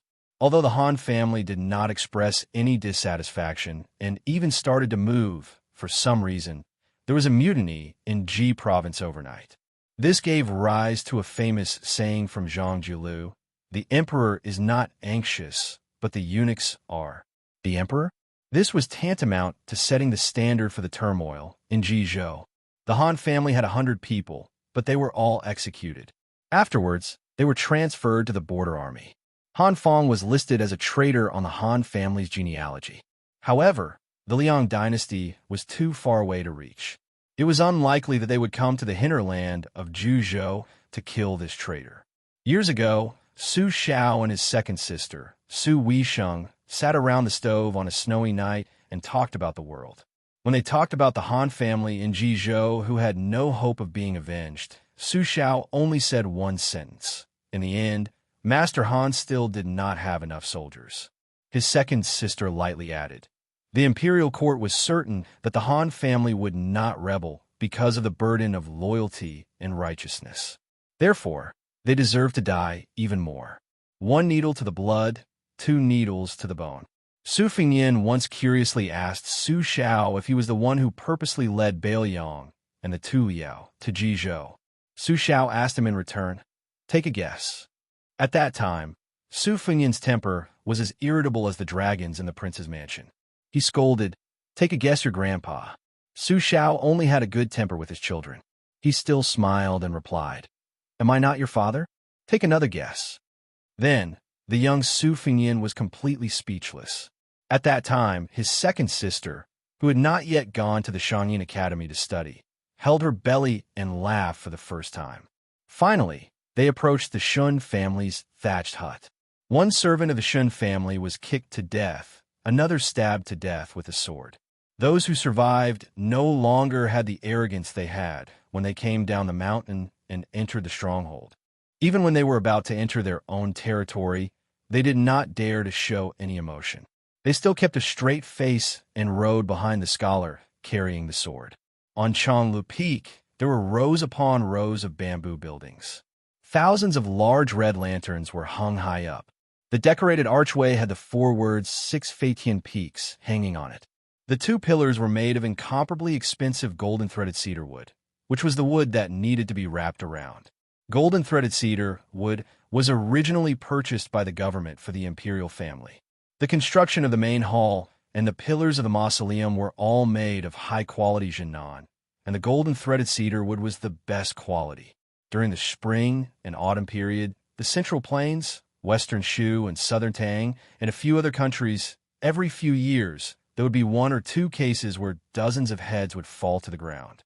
In the current dynasty, there was even a comical scandal where the emperor of the Zhao family stole precious jinan wood under the guise of repairing West Shu's imperial mausoleum. Because the golden-threaded cedar wood itself had the effect of a sea of clouds, it did not need to be carved to dazzle people. Su Fengyan rode past the decorated archway and turned his head to look at the golden-threaded cedar pillars. He clicked his tongue and said, "What a wealthy family." It was the first time that Han Fong and Zhang Xiuqing personally came to the Shun family's thatched cottage. Apart from the eye-opening experience, they were also very worried. The richer the Shun family was, the more likely they would be buried with them. How could they smile? Su Fengyan looked at the 2 groups of people rushing out from the 2 sides of the main building and said to himself, "Su Fengyan, remember, don't treat a level 2 master like a joke."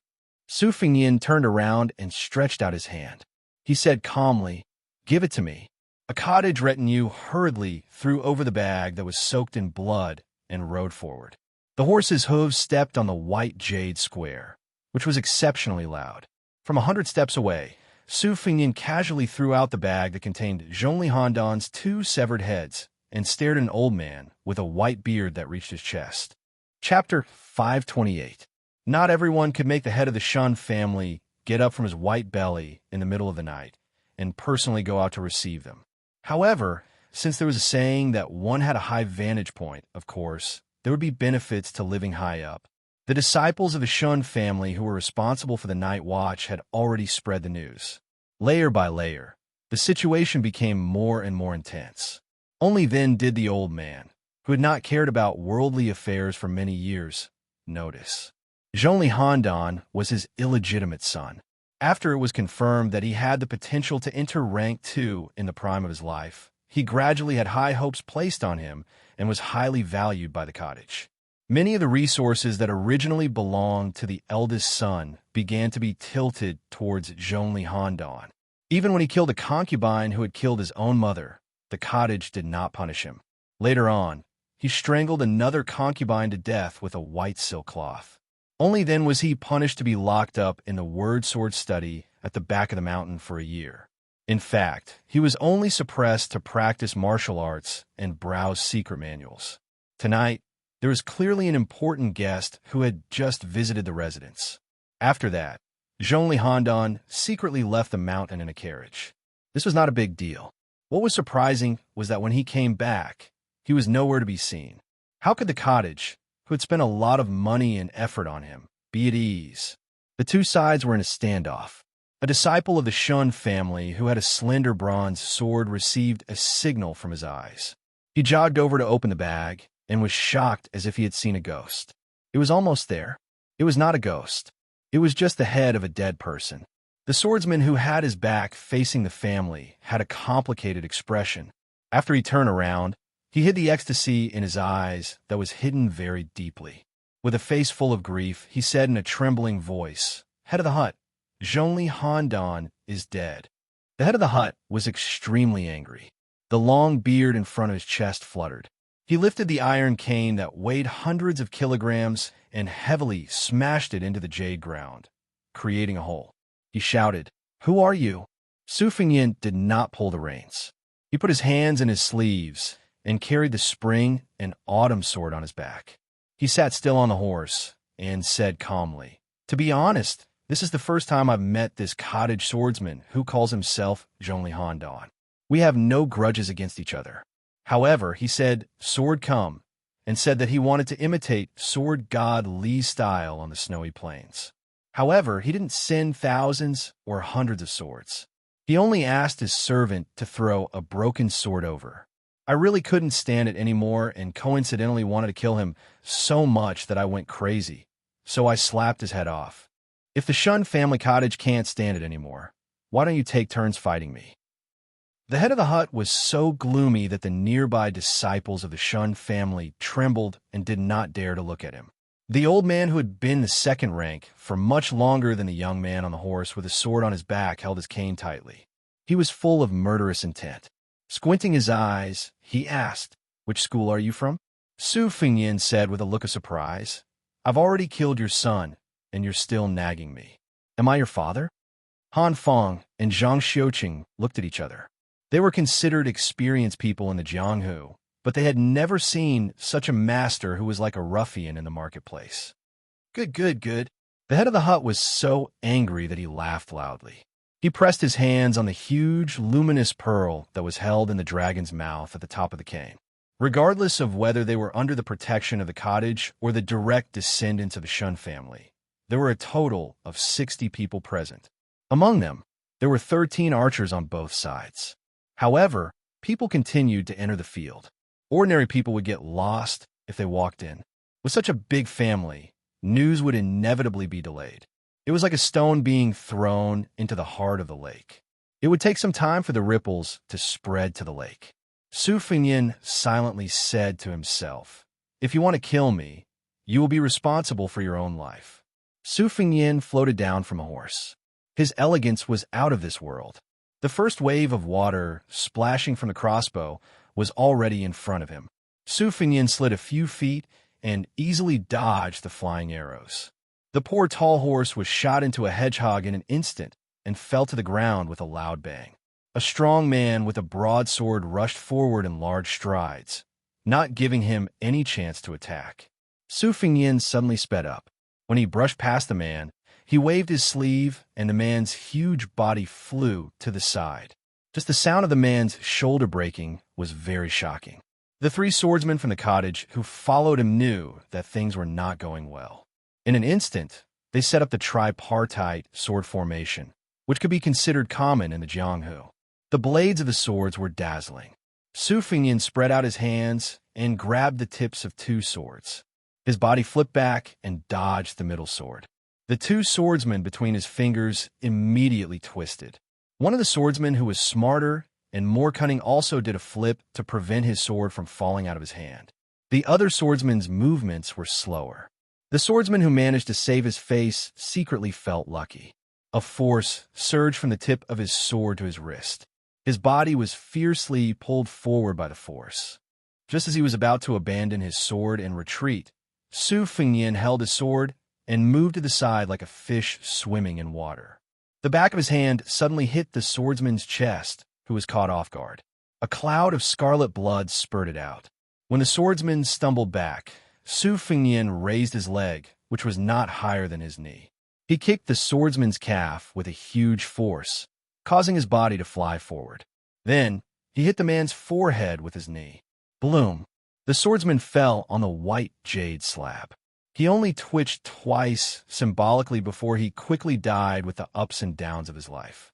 Su Fengyan flicked his sleeves, and a second wave of arrows shot by the crossbowmen fell into two treacherous vortexes. In the end, they were stabbed in the opposite direction. Only those who were quick enough to dodge were able to escape, but there were still 3 crossbowmen who died. Most of the people in Shunmen Cottage were swordsmen. 7 people, 7 swords, and 7 swords were released instantly. Every sword carried a strong momentum that did not care about life or death. It seemed that these Jianghu heroes were also stimulated. Every sword attacked the enemy's vital points. Su Fengyan was not in a hurry to kill the enemy and break the array. He glided like a fish, as if he was taking a leisurely stroll. The slender figure with the sword on his back dodged elegantly.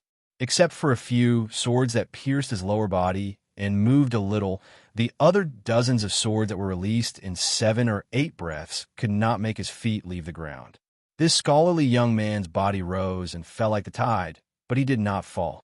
No matter how many swords attack, my feet will take root. A man in purple with a golden crown who was calmly watching the battle stood beside the master of the cottage. After seeing his father nod, he unsheathed his sword like a dragon's roar. The sword aura was faintly lingering. In the gap between the 7 swords, he stabbed viciously towards Su Fengyan's heart. Su Fengyan formed a circle with his hands and covered the long sword. The green sword aura that was close to his heart could not pierce forward. His palms drew a circle again, and the sword followed. The man in purple, who looked like Zhongli Handan, frowned slightly. He did not forcefully hold the sword. Instead, he pushed his palm on the sword hilt and finally pushed it forward a few inches. Su Fengyan floated back and dodged the attack and the 7 swords. The crossbowmen who were watching the situation immediately released the 3rd wave of arrows. They did not want to kill the enemy, but they did not want to give the swordsman a chance to breathe. The moment of breathing was like the moment of yin and yang. Those evenly matched life and death battles competed on the exquisiteness of breathing. Of course, there was also the degree of vigor. Both sides strangled each other like needles pricking each other. It was a matter of who leaked more slowly. Back then, at the riverbank, in the blink of an eye, an old man wearing a sheepskin fur coat killed 600 iron armors with a single breath that circulated for 800 li. Su Fengyan, who had entered the initial stage of the Great Vajra realm, did not advance. Instead, he retreated, causing the arrow rain to miss again. The man in purple's expression changed slightly. He used his chi to control his sword and retreated with the sword. The mirage expanded and resisted 6 swords. His 5 fingers formed a hook and pressed down on a head. The majestic vigor at the tip of his fingers caused the head to explode. His hands rolled up his sleeves and tied his hair. The remaining 6 swords completely lost their aim. After a series of messy collisions, they no longer had their original order. Su Fengyin used the half-baked Wuxia's 18 slaps that he stole. In the blink of an eye, he killed 6 swordsmen who died with their eyes wide open. Su Fengyin, who was standing among the corpses, raised Kunlun with both hands. He closed his eyes and said softly, "Old man Li, why don't you open your eyes and watch me kill a few people in one breath?" Chapter 529. 6 corpses that had been slapped to death by Hu Xiao lay on the Jade Square with the scholar in the center. Blood flowed everywhere. After this battle, the archers were all stunned and forgot to shoot the next wave of arrows. The long-bearded hut owner shouted angrily, "Disciples of the Shun family, go first." 2 encirclements were formed in an instant.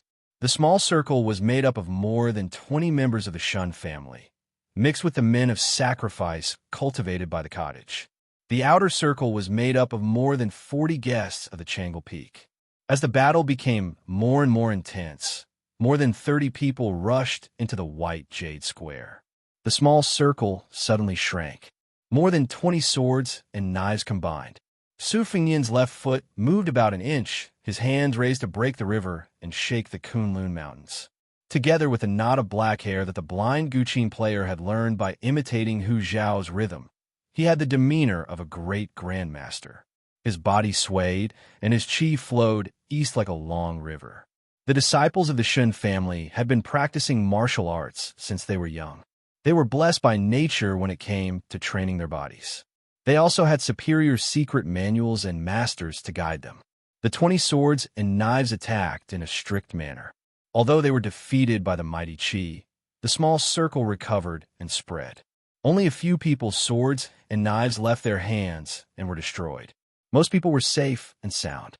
The few who lost their weapons almost simultaneously caught the upper-class swords and knives thrown by the people in the big circle behind them. The circle shrank and stretched, showing the power of the Shun family cottage. West Shu had the largest dragon wall in the world. It was even bigger than the current 9-dragon wall in the Liang Imperial City.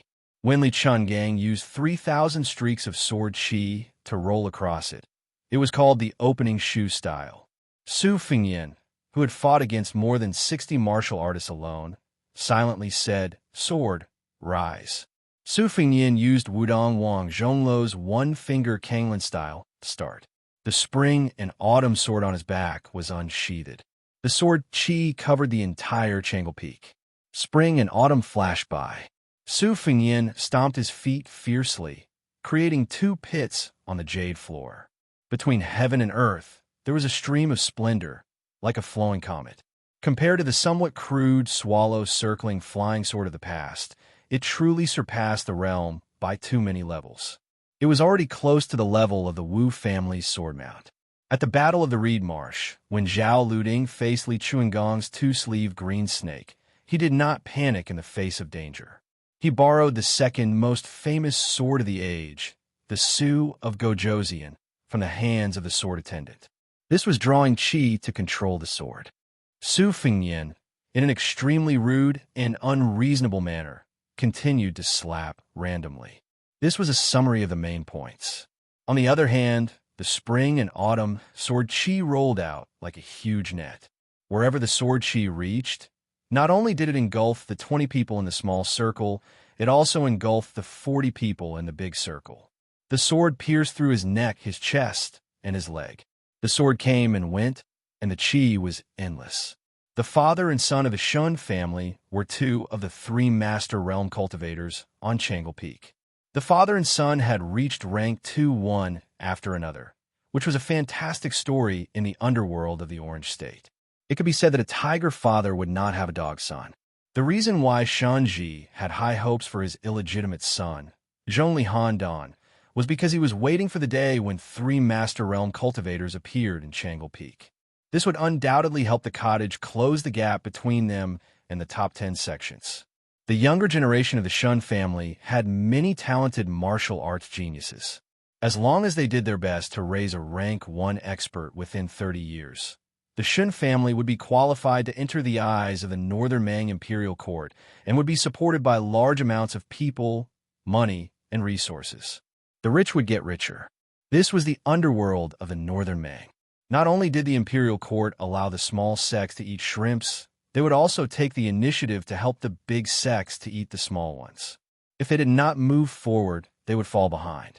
In Dunhuang City, which was 600 miles away, the city lord was like a king who had established his own sect. He was called the Second King by Little Emperor Wu. He had long wanted to devour the Shun family cottage. If it were not for the fact that the Changle Peak and the royal family had built up a huge amount of incense, which allowed several military towns to stand between them and were willing to stop the Dunhuang city forces from invading the south, the cottage would have been devoured long ago. Living in peace, one would not think about danger. The 40 or so sects within 300 miles of Dunhuang City were examples. The death of one person in the cottage meant that there would be more danger. How could Xianxia not be worried? The purple-robed swordsman from the eldest branch of the cottage squinted his eyes and said gloomily, "If we don't get rid of this person, how can the cottage stand in Mount Lioi? Should I ask Grandpa to come out?" The cottage master shook his head and seemed to ask himself, "Isn't the price too high?" The middle-aged man retorted in a low voice, "Are we going to let this person kill everyone in the square?" The long-bearded cottage master squinted his eyes and said, "No hurry. Wait until he stops breathing, then you can test him again." The next cottage master, who was more elegant than Zhongli Handan, said angrily, "If we still can't take him down, what should we do? If we lose face, we will be hurt. Those bastards in Dunhuang City love to take advantage of every opportunity. Won't the cottage be in danger? If the cottage is destroyed, how can the descendants of the Shun family live a peaceful life? We can't learn from those filthy village leaders and take the Dunhuang City Lord as our godmother and be her slave, right? The messenger from Dunhuang City on the mountain has a seductive face and a plump body. She's like a concubine in the palace. However, her heart is vicious and her tone is lawless. She just came and already said that she wants the entire Shun family of the cottage to be the fake sons of Dunhuang City. How can I tolerate that? Xianxia frowned and said, "Don't try to goad me. Nobody knows my son better than his father.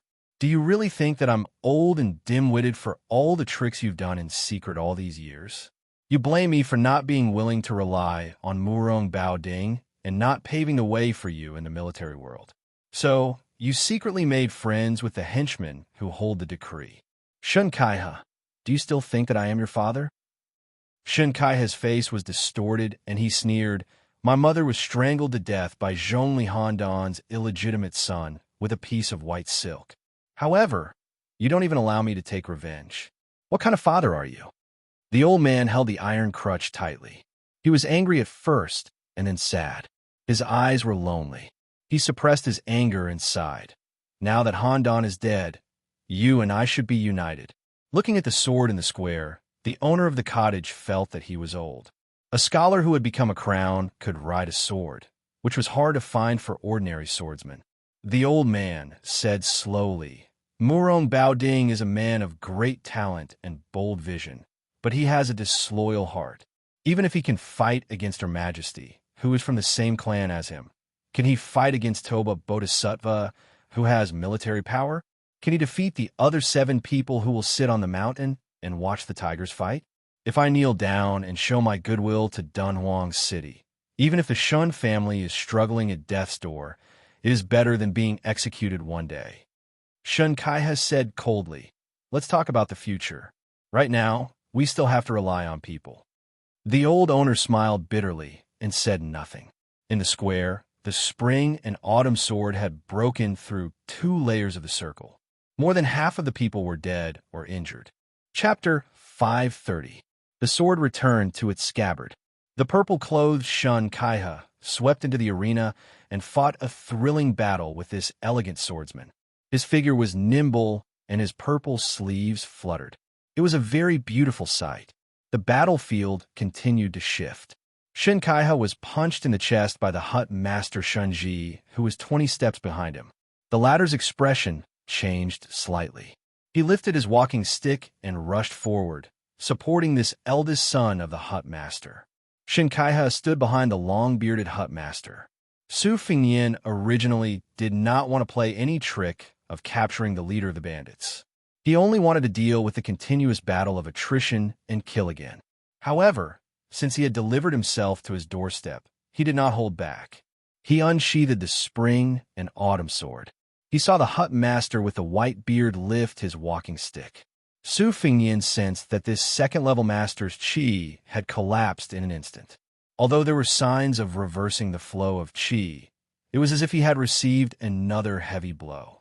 Finally, like the river and the sea, the spring and autumn sword pierced through his heart without any stagnation. It drew an exquisite arc in the air and returned to its scabbard. Su Fengnian narrowed his eyes. There was some surprise, and even more unreasonable strange smile. Xianxia roared, "Father!" and hugged the dying old man who had been pierced by the sword. He carefully sat down and lowered his head with tears in his eyes. His gaze was unusually cold. The hut master Xianxia, who was about to meet the enemy, had been attacked twice in the back by the qi of the sword at close range.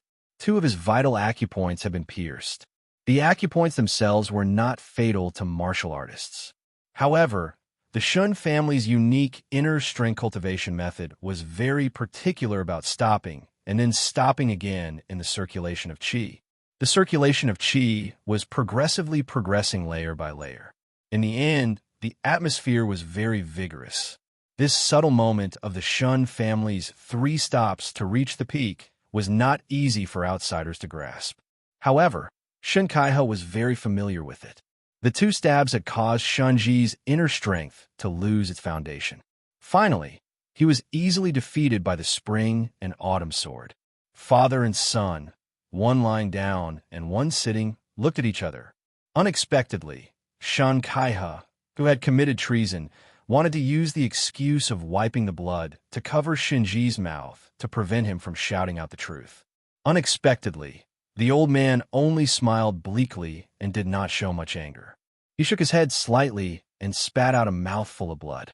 He slowly said, "Kaiha, although Zhongli Handan is arrogant, he has no ambition.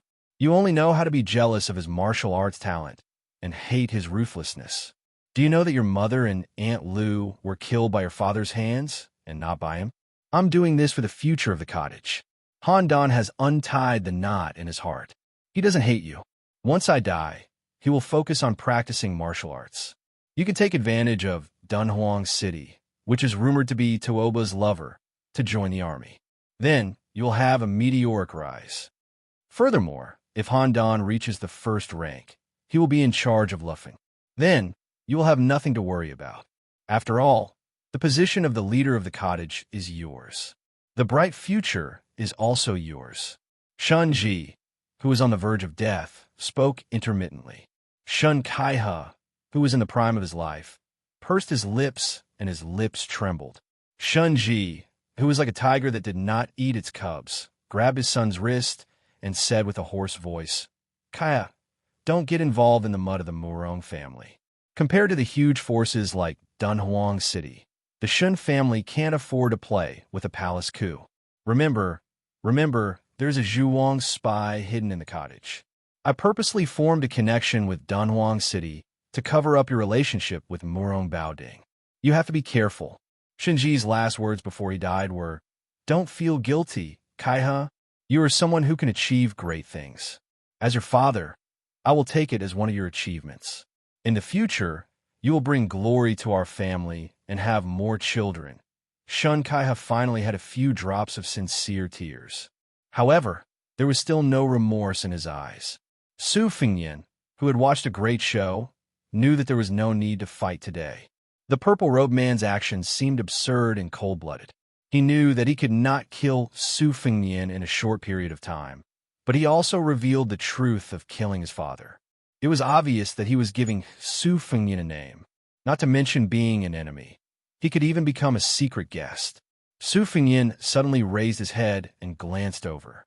A silk-robed man jumped gracefully on the roof of a tall building. He flew like a swan goose from a raised eave. After grabbing something, he fell rapidly and disappeared in an instant. Su Fengnian retracted his gaze and asked, "What do you mean?" Xianxia, who was sitting on the ground, looked as if he was an irreconcilable enemy. He gritted his teeth and said, Xianxia, will personally find you after my father's death. Su Fingyan smiled and said, I am Songrong from the chess and sword music school. Under everyone's gaze, he turned around and left the square. When he went down the mountain, only Han Fong and Zhang Xiuqing were left dumbfounded. The three horses traveled together under the moonlight and passed the towering archway made of Phoebe Jinnanwood. Han Fong was frightened. She gathered her courage and asked, Sir, are you from the chess and sword music school? Su Fingyan smiled and said, Obviously, it is even more fake than the name Su Lang that I told you. It is just a name I made up casually. Do you really believe it? Zhang Xiuqing smiled knowingly. Su Fingyan looked back at the night view of the mansion with lanterns hanging high and said softly, I know you are from the Han family. If you don't want to die in the revenge of the cottage, bring a few trustworthy brothers and return to Jizhou tonight. Han Fong said bitterly, Sir, who are you? Su Fingyan said irresponsibly, You will know in the future. Anyway, if you still want to help the Han family and turn the legend of the courteous minister written by the historian of the Liang dynasty into legend of the loyal minister, then go to Jizhou. Besides, you have no choice. If you want to live, you can only escape to the south. Han Fong said stubbornly, What if I don't want to listen to orders? Su Fingyan sneered and said, Then die. Han Fong's expression was solemn, and she said calmly, When have the men of the Han family ever feared death? Su Fingyan smiled and said, Of course I am not afraid of death. Back then, in the capital of Ji province, a few hundred members of the Han family were strung together like grasshoppers. When they arrived at the entrance of the city, they raised their hands and chopped down with their knives. I heard that the butcher's knives even left a gash in their heads. I don't know how you became a cowardly fish that escaped the net, but I won't look into it. I will only negotiate with you. You go to Ji province and use the Han family's banner to secretly recruit 1,000 elite soldiers. As for where you hide, it is up to you. If you want gold, I will give you gold. If you want silver, I will give you silver. I can even provide war horses and weapons. After that, let's see if God will let the Han family wash away this injustice. As for who I am, Zhang Xiuqing squeezed the horse's belly and took the lead to run a few hundred steps forward. After the three horses ran side by side again, Zhang Xiuqing saw that Han Fong's face was still in shock. It was obvious that the answer must be very shocking. Su Fingyan asked, Other than you, Han Fong, are there any other direct descendants of the Han family? Han Fong shook her head and said no. Su Fingyan sneered and said, Fortunately, otherwise I would have killed them for you. Han Fong was slightly angry, but she suppressed it. Zhang Xiuqing's eyes were shining. The reason why he did not abandon Han Fong after the decline of the Zhongyi camp was because he, Zhang Xiuqing, no longer hoped for the day to come. When he interacted with Han Fong, he was more of a friend and confidant. Unknowingly, there was no master-servant relationship between them because Zhang Xiuqing knew that Han Fong controlled people too rigidly. She did not know how to reward and punish. To put it bluntly, she was soft-hearted. She was definitely not a wise ruler who could conquer the world. Zhang Xiuqing did not mind being someone's dog, as long as that person showed enough shrewdness and skill. Su Fingyan put his hands in his sleeves. Thinking of the warmth of the past, the corner of his mouth raised slightly, and his eyes were gentle. I can't believe I met you in Juzhou. Chapter 531. Su Fingyan asked Han Fong and Zhang Xiuqing, the two smart people, to go to Zhongyi village to pack their luggage. He went down the mountain alone and came to the wine shop. He saw Qing Junyang lying there sleeping soundly. If she was seen by the skinny monkey, who was as impatient as a monkey, wouldn't he drag her into the depths of the forest or the fields and ride her like a mare? After Su Fingyan sat down, he reached out and patted her cheek, which made her shiver. The woman, who had been through a lot, subconsciously wiped the corner of her mouth, afraid that she would forget herself. Most women were like this. They loved beauty, cherished reputation, were afraid of pain, and were even more afraid of death. Of course, there were exceptions. Su Fingyan had seen too many women who were not inferior to men. He did not dare to underestimate them. Moreover, for women who were more beautiful than 70 yuan, he did not mind if they were older. As long as they were not life and death enemies, he would be kind to them. Qing Junyang was in a daze.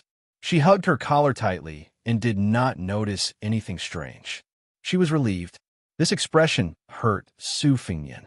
Qing Junyang was experienced and was familiar with the relationship between men and women. She saw the young man's helplessness from the corner of her eye and smiled. "Little bastard, you don't even dare to knock on my door. I'll piss you off." Su Fingyan said straightforwardly. Zhongyi village angered the devils of Shunmen's thatched hut. Han Fong and Zhang Xiuqing will take you south to Jizhou to escape. I think the days will be bumpy, but it should be better than being a fish on the chopping block. You will live a more comfortable life there. However, it is up to you whether you want to go to Jizhou or not. I won't force you. I'll tell you in advance that Zhongli Handan of Changle Peak Cottage is dead. You have no one to rely on. Qing Junyang was stunned. She mumbled to herself, "Dead? Finally dead?" Su Fingyan nodded and said, "He can't be more dead. I'm not lying to you." Qing Junyang lay on the table and stared blankly. Her breasts were out to scare people again. Was he not afraid of crushing the table? Su Fingyan looked at her openly and asked with a smile, "Do you know how to ride a horse?" Qing Junyang winked and said, "I can even make human meat buns. How can I not know how to ride a horse?" Su Fingyan's eyes looked strange. He nodded and said, "You know how to ride a horse." Qing Junyang's charming eyes were like silk. Under the table, she gently stepped on the foot of this sword-bearing wanderer and softly said, "Isn't that so? If you don't believe me." Su Fingyan shook his head. "I'm not a casual man." Qing Junyang stopped teasing him. She lowered her eyelids and said softly, "I'm a casual woman, right?" She did not even question at the end of the sentence. "And he, of course, of lady and laughed." Jinyang he was that. Bi Qing Jinyang did not seem to take it seriously. She said with a worried face, "What can I do in Jizhou?" Su Fingyan stroked the empty wine jar with 2 fingers and said softly, "Continue to be the lady boss of a wine shop. Remember to sell good wine. Don't open a black shop and make human meat buns." The sound of horse hooves was heard. Han Fong and Zhang Xiuqing brought less than 20 riders down the mountain. They got off their horses and came to the table respectfully. Qing Junyang looked at the 2 leaders who were like mice that saw a cat. She was confused. Su Fingyan counted the number of people and laughed. "Including you, there are only 20 riders. Was it the second leader who stopped you? He didn't ask you to drag the whole village down with you." Han Fong blushed. Zhang Xiuqing smiled and hit the nail on the head. If she had not tried her best to stop them and only brought 18 strong brothers to Jizhou, Han Fong would have wanted to bring them all to the south. Su Fingyan stood up slowly and walked around the table to Qing Junyang's side. He picked her up and put her on his horse. He raised his head and said, "Qing Junyang, go to Jizhou.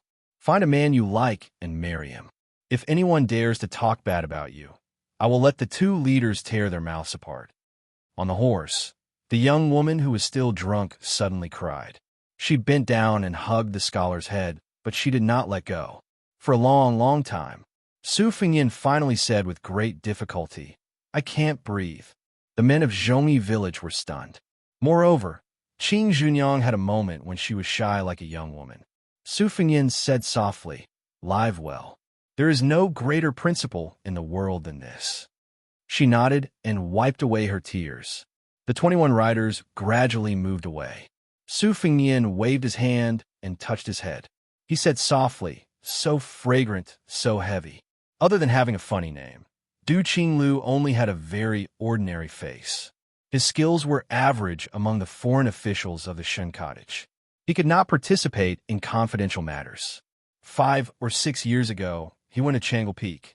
Because he practiced a set of sharp swordsmanship that was not known in the Jianghu, the moves were not flashy, but they were very murderous. Thus, he was often caught by Zhongli Handan to compete with him and practice his swordsmanship.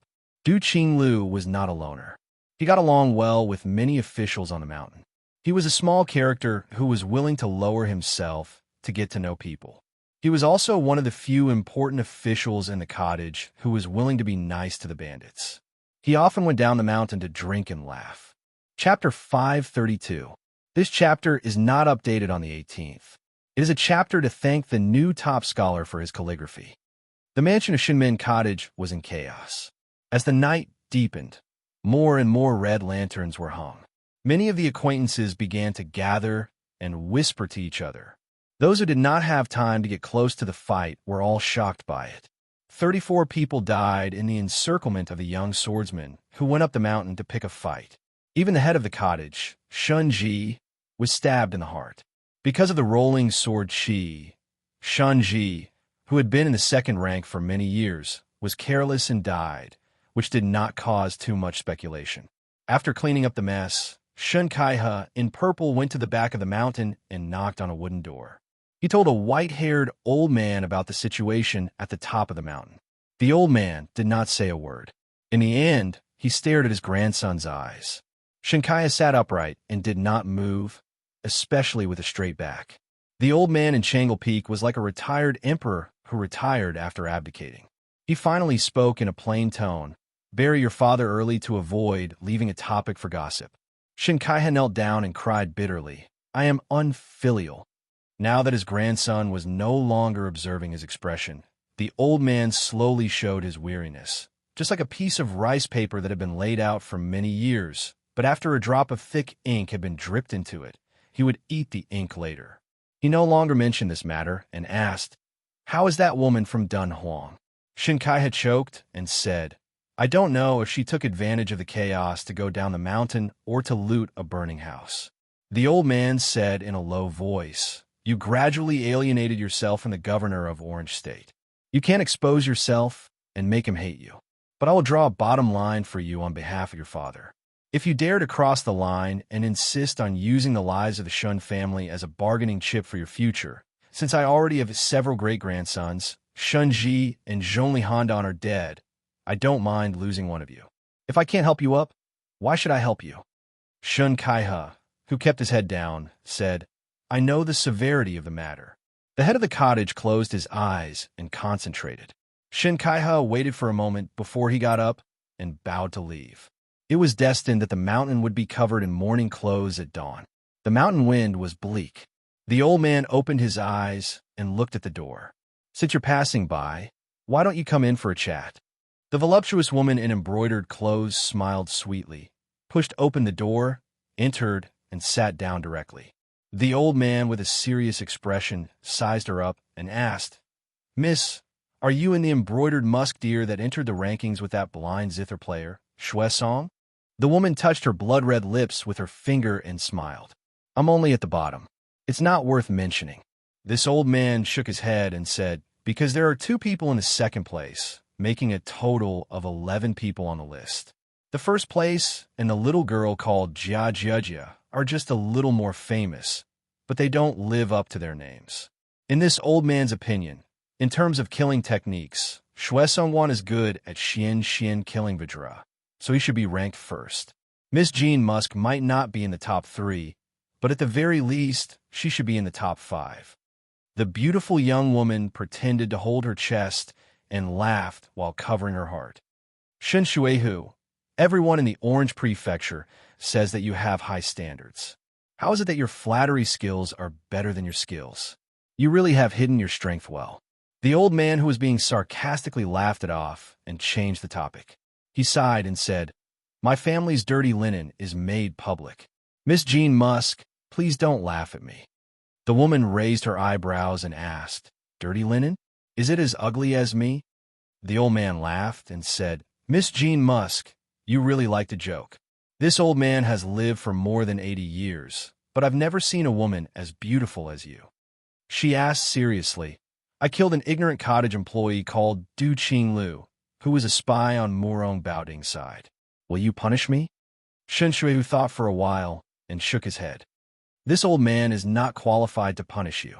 Not to mention the second king in Dunhuang City and the small cottage. Even you can come and go as you please. However, the imperial edict will definitely be investigated. Can the cottage say that it was Dunhuang City who killed you?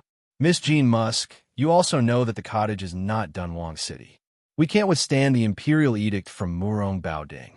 The woman twitched the corner of her mouth and said, "Okay."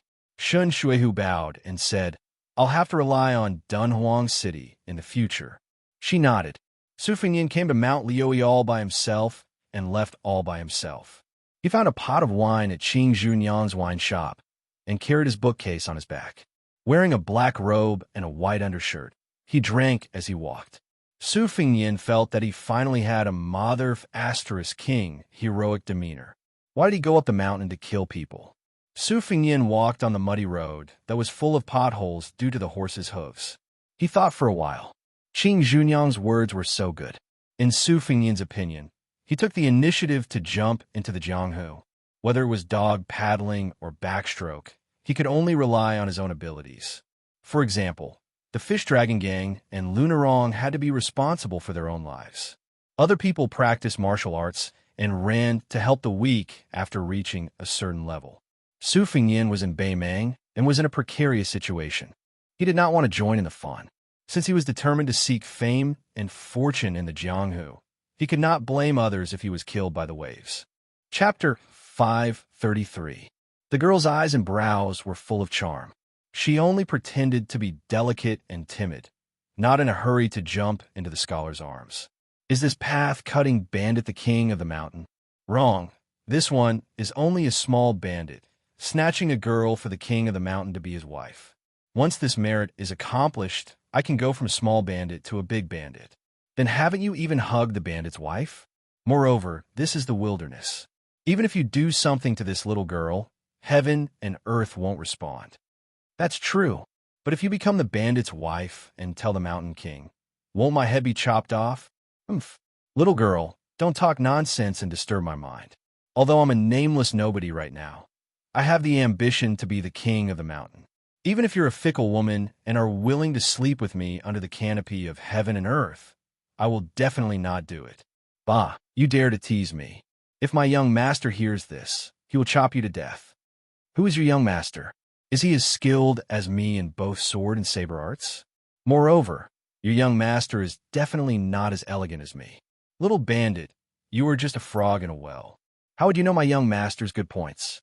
I am not a frog in a well. I'm a toad blocking the road. Little girl, you can insult this one's appearance, but don't insult my bandit profession. Sigh, my young master said that he has made up his mind to build a pigsty on the ridge of the field. He will not let the goodies flow into the fields of others. But why haven't you eaten me yet? That's strange. Your young master is indeed a gentleman. I admire him very much. The moon was bright and the wind was high. It was a good night to kill people. Otherwise, it would be a man and a woman having a romantic moment. How bored must this pair be to chat in the middle of the night on a muddy path? After chattering for a while, the embroidered-clothed girl finally flew into Su Fengnian's arms like a graceful butterfly. Su Fengnian hugged her soft body and sniffed hard. He closed his eyes and said with intoxication, "After smelling it, your scent is still the most fragrant. It's even better than seeing a piece of delicious roasted sweet potato after you've lost your mind from hunger." The woman hugged him tightly and pressed herself against his chest. It was as if she wanted to rub herself into his body. She murmured. This servant was originally called Sweet Potato. The young man and woman, who were master and servant, walked out of Bailiang at almost the same time. It seemed like a warm reunion in a foreign land, but who would know about the soul-stirring journey that belonged to each of them? She was always smiling at the people she cared about. Sweet Potato, loosen your grip. You're choking me. Young master, you are now an expert, an expert, an expert. Then you should loosen your grip. It's inappropriate to keep hugging her like this. Oh, young master, you have an extra sword. Show it to this servant. If you need to clean the sword, just leave it to this servant. You're asking for a beating. Don't play any tricks. Let go of me. Young master, the last time you returned from your travels, in Wutongyan, you said that there was a powerful swordsman who killed a beauty with a single sword. Was it this sword? Can't you have some rules? Su Fengnian didn't know whether to laugh or cry. He slapped her buttocks and used a little force to break free from the beauty's embrace.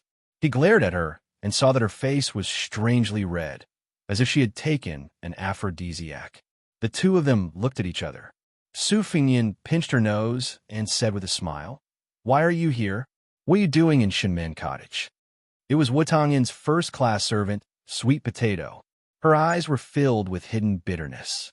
She enunciated each word clearly and said, "I missed you, young master." Su Fingyin pretended that he was going to hit her. Sweet Potato leaned over and looked like she was going to let him do whatever he wanted. Su Fingyin frowned. Sweet Potato smiled and whistled. A horse galloped over, and she took the reins. She said seriously, "I left Bailiang a few days later than you, young master. There was a plot in Dunhuang City by the prince's mansion, which involved the cottage.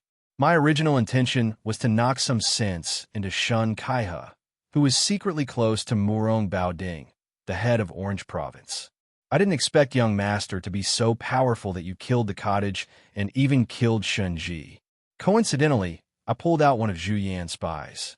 After that, I used a trick and told the previous cottage master, Shan Shuhu, that I was Murong Baoding's spy. I promised him that Dunhuang City would be the scapegoat. I bet that he wouldn't dare to take the initiative to mention this to Murong Baoding. During this period of time, I imitated the handwriting of the catcher and delivered some authentic secret letters. I won't be exposed for the time being.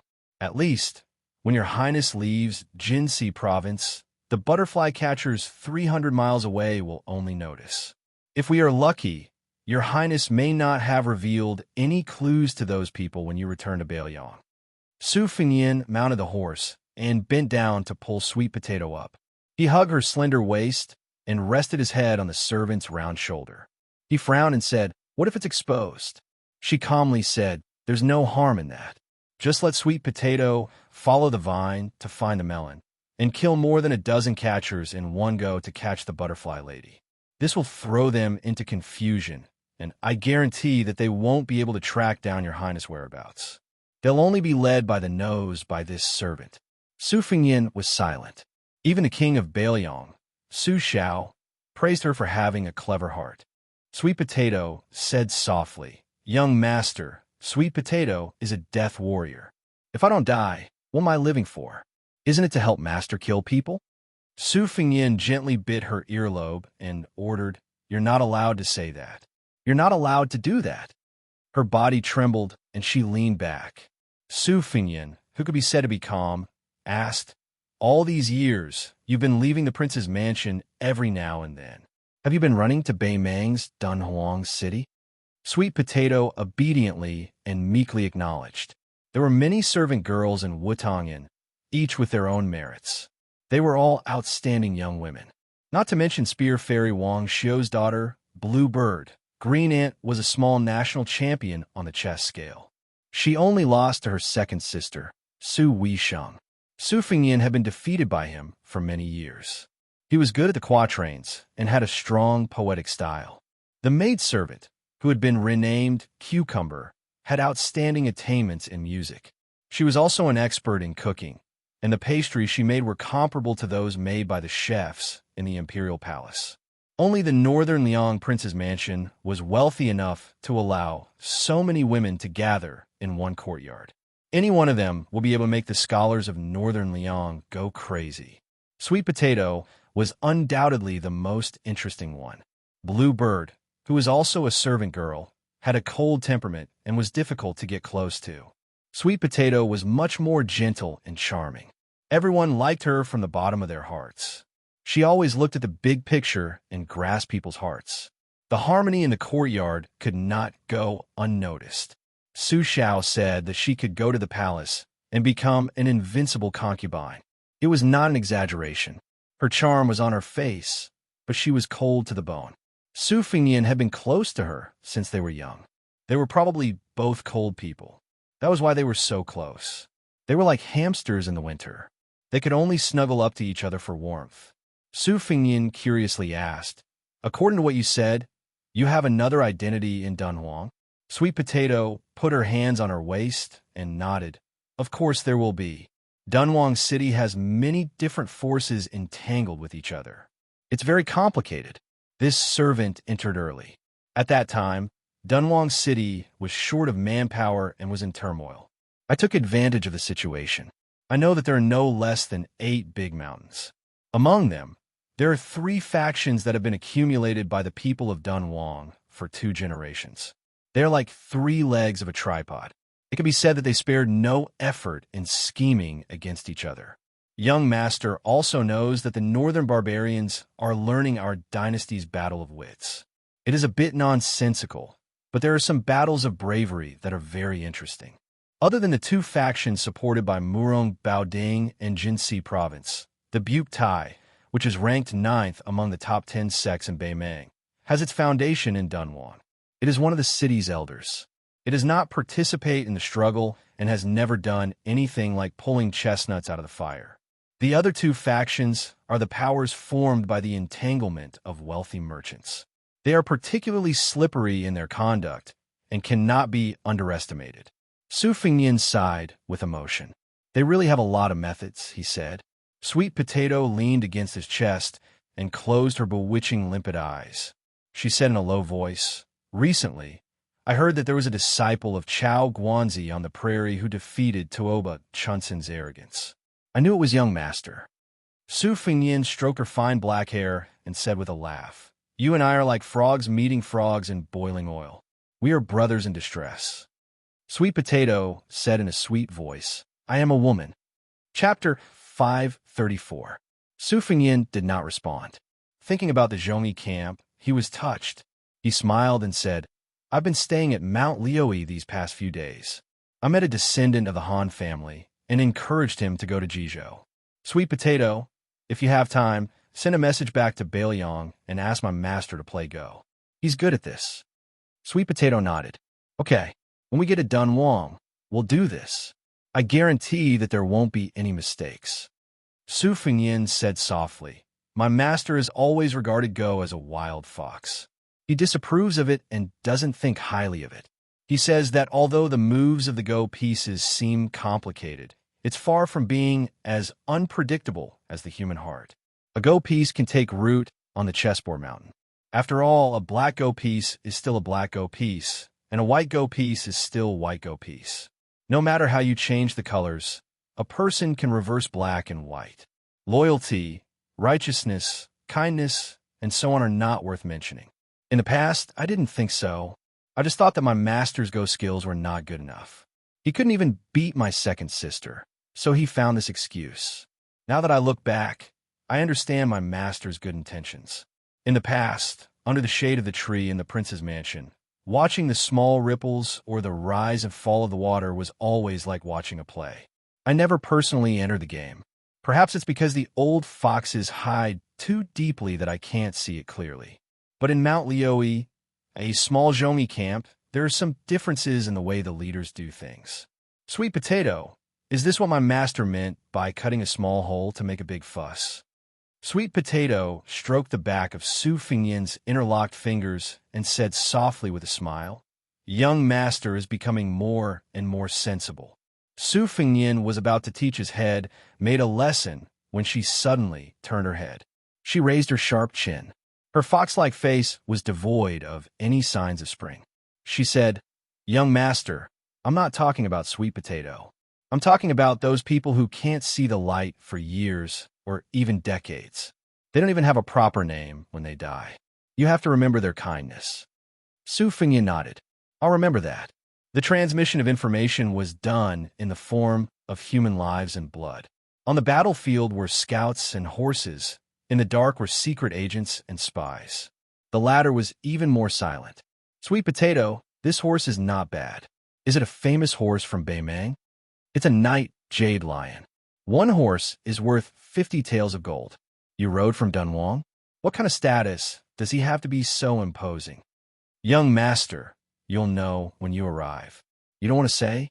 I scratch your armpit. "Young Master, don't. You're rebelling. Just because you say you don't want it, you don't want it?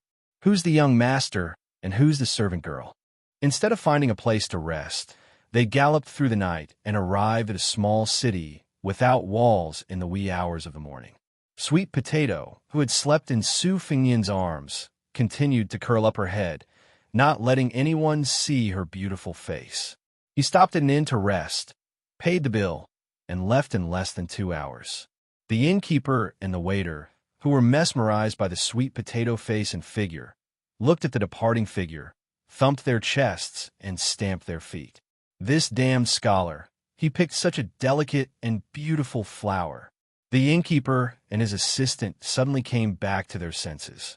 The latter took the lead and was about to run to the inn where the man and woman were staying. What could they do in 2 hours if they came and went in a hurry? As long as one was enlightened, they would know even if they used their buttocks to think. Smelling the fragrance of the quilt was also a great blessing. The innkeeper grabbed his assistant's collar and angrily scolded him, driving him to do his work. He rushed into the room and saw that the quilt was neat and clean. He did not give up his evil intentions and jumped on the big bed. Not smelling the woman's body fragrance, the middle-aged, bald innkeeper became absent-minded again. He punched the bed and cursed bitterly. This boy is not a man. Such a beautiful woman. It's worth it even if I lose 10 years of my life to have fun with her. It was said that a horse could travel 1,000 miles in a day. It was impossible for a single horse to travel 1,000 miles in a day. A military horse had to brush its nose every 30 miles. Moreover, even if the horse did not hesitate to run until it died, it would not be possible unless it was the continuous post horses of the Liang dynasty. If there was an emergency military situation, it would need to travel 800 miles. It was based on the premise that it was changed every few dozen miles. Only then could it reach the limit of 800 miles in a day. During the Great War of the Spring and Autumn period, there was a rare example of a horse traveling 900 miles in a day to deliver a letter. However, during that widespread delivery, more than 10 post stations were neglected and 2 priceless horses died from running. This jade lion with good endurance and leg strength did not rush, but it did not stop. It took 3 days and 3 nights to see the huge outline of Dunhuang City. It was just dawn, and Dunhuang City was strictly forbidden at night. At this time, the city had not yet opened. Sweet Potato asked if they wanted to take a look at the Tsaiji Buddha cave outside Dunhuang City. There were more than 26,000 statues of Buddha, Bodhisattva, celestial beings, and fairies in Tsaiji Buddha cave. It was worthy of being called a sacred place of Buddhism, second only to the 2 Zen temples in the Central Plains and Mount Lantau in the Western region. Unlike many important places of religion, Tsaiji Buddha cave was not built on a mountain. It did not ask for the mountain to be higher than the Buddha. It was built from the ground or carved from the mountain. It allowed visitors and believers to go to the top of Tsaiji Mountain to enjoy the scenery. The only main Buddha was only carved from the mountain. There was no need to go up the mountain. The main Buddha of Tsaiji Cave was 3 Buddhas of 3 worlds sitting on the Sumeru platform. The one in the middle was 66 feet tall. His face was plump and solemn. The pattern of his cassock hung diagonally in front of him. The 2 sides were more than 40 feet tall. There were bodhisattvas on each side. At the end of the 2 sides were 8 celestial beings. Seeing the towering Buddha statue from afar, Sweet Potato smiled and said, "Behind the main Buddha, there are 81 lotuses. On each lotus, there is a bodhisattva worshipping it. There are many Buddhists in Beimang. These 81 bodhisattvas have almost all been divided among the rich and powerful. Their incense is flourishing. I'm afraid even the 2 Zen temples can't compare. Among them, there are more than 10 great bodhisattvas, not to mention the rich and powerful in Dunhuang. Even a few great city in the grassland would have to think twice before voluntarily giving up the idea of fighting for them." Su Fingnian dismissed it with a smile and raised his head to take a closer look. The main Buddha performed the fearless mudra. On the top of the cavern, there was a large lotus with shallow marks carved by the Southern Tang round knife. It left a deep impression on Su Fingnian. Hundreds more flew into the sky.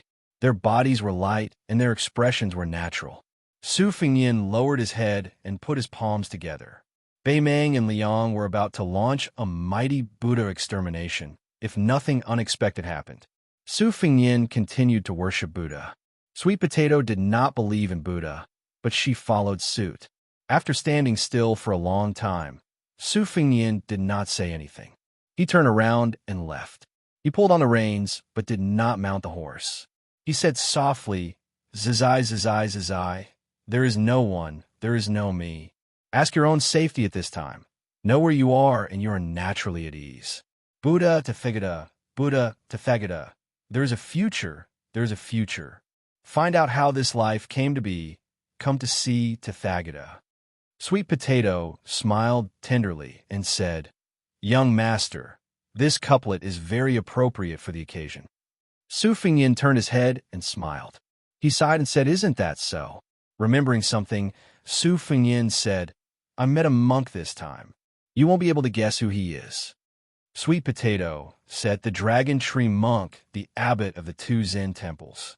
I know he has come to Beimei. Since young master said so, it must be him. This Buddhist saint is indeed extraordinary. Otherwise, why would he be praised for crossing all living beings in the sea of bitterness? Only the Kunlun Pond dragon knows how to listen to his lectures. The Buddhist lion's roar can cause the Penglai Sea to raise huge waves. Su Fingyin looked melancholy. She covered her mouth and smiled. She took a few steps back and pointed to the top of the mountain. She said softly, I just got the news that the Empress wants to invite the state preceptor, Immortal Qilin, to build a Taoist temple on Tsaiji Mountain. Su Fingyin said to himself, Do the Buddhists and Taoists hate each other in the mountains? Su Fingyin left Tsaiji Myriad Buddha Cave far away. He got on a horse with her and galloped to Dunhuang City. Sweet Potato asked, Young master, the 6 paths of reincarnation mentioned by the Buddhists, is there really such a thing? Su Fingyin said calmly, If you believe it, there is. If you don't believe it, there is none. She hesitated for a moment and looked back. She was destined to die when she was born. She always wanted to give her body to young master so that she could die willingly. If she died early and reincarnated, she would seize the opportunity to be a devout Buddhist in this life and reincarnate as a good-looking woman. Maybe she could meet him again. She didn't want to live until she was old and wrinkled. It was too ugly. Su Fingyin suddenly said, Sweet Potato, when I have a daughter in the future, no matter who she is, you will help her dress up and teach her how to apply rouge, okay? She blinked her eyes and asked with a red face, But I'm just a worthless maid. Su Fingyin said in a deep voice, I'm a man and you're a woman. It's that simple. If you talk about worthless again, I'll beat you. Sweet Potato lowered her head and then looked up at him in a daze. Outside the city, young master and maid were enjoying each other. He continued, You have to promise me that I'll bully you when I get to the city. Don't talk about beating you. I'll eat you up. Really? A gentleman keeps his word. Young master is a gentleman? A humble person's words can't be changed even by 9 bulls and 2 tigers. Young master is heroic. That's right, let's go. Pick a big bed and go to bed. Chapter 535. The yellow sand stretched for thousands of miles. Dunhuang had formed a circle, creating a paradise for 70 to 80,000 people. The Snow-White Knight Jade Lion did not go through the south gate, but instead went to the north gate. Su Fingyin knew that according to the layout of Dunhuang, going through the north gate was like going through the Black Tortoise into the imperial palace. However, Sweet Potato was meticulous and had taken root in Dunhuang for many years. Su Fingyin was happy to go along with the host and did not say much. As they approached the north gate, Sweet Potato dismounted and said that he would lead the horse into the city. Su Fingyin did not agree and dismounted together to walk. Sweet Potato insisted on taking the bookcase and carrying it on his back. One on the left and one on the right, they walked towards the north gate. There were 2 rows of strong armored guards with halberds in their hands. They were all ceremonial embroidered halberds. Seeing Sweet Potato in embroidered robes, they knelt down without saying a word. There were more than 100 people kneeling down. Su Fingyin was confused. After passing through the gate, his vision suddenly opened up. Just as the tide-listening pavilion had described, the giant palace at the northern end of Dunhuang had been split into 2 for some reason in recent years. Its geographical location was very clear. It was divided into 2 palaces, east and west. The Yeding Palace in the east and the Purple Golden Palace in the west. Su Fingyin followed Sweet Potato and led the horse westward. The ground beneath his feet was paved with thick white jade slices made of fine suet jade.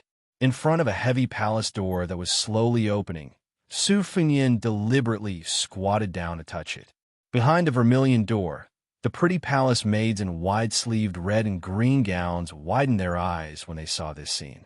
They seemed to be surprised that this young foreigner was so tacky and unworldly. Su Fengyin got up and could not help but ask softly, "Are you the Castellan's confidant or a small leader in the purple golden palace?" Sweet Potato answered with a straight face, "Both." Su Fengyin did not say anything else. Duanwang's power was complicated. These soldiers and palace maids were not very clean. The more they spoke, the more likely they would make mistakes. Passing through corridors and aisles, Sweet Potato gave a knight Jade Lion to the palace maids to send to the stables. Next, they arrived at the inner court palace. They stopped at a plaque hanging from Qing Li Zhai. Sweet Potato pushed the door open and chuckled. "Young master, are you not afraid that I will betray you and bring you into Dunhuang?" Su Fengyin dismissed it with a smile and walked into the room. He was stunned for a moment. It was actually the same layout as the Wutong Garden of the Northern Liang Prince's mansion. There is a sense of familiarity with the elegant furnishings, porcelain bottles, incense burners, and the 4 treasures on the desk. Su Fengyin reached out to touch a large pouch filled with crystal balls and white chrysanthemums. His fingers then touched the large red sandalwood table with carved dragons. Sweet Potato seemed to have a great sense of accomplishment and satisfaction. She looked at Su Fengyin's side profile and whispered in a sweet voice, "Young master has returned home." Seeing her young master's puzzled face, Sweet Potato no longer kept Su Fengyin in suspense. She put down the bookcase and pulled Su Fengyin to the couch by the window to lie down.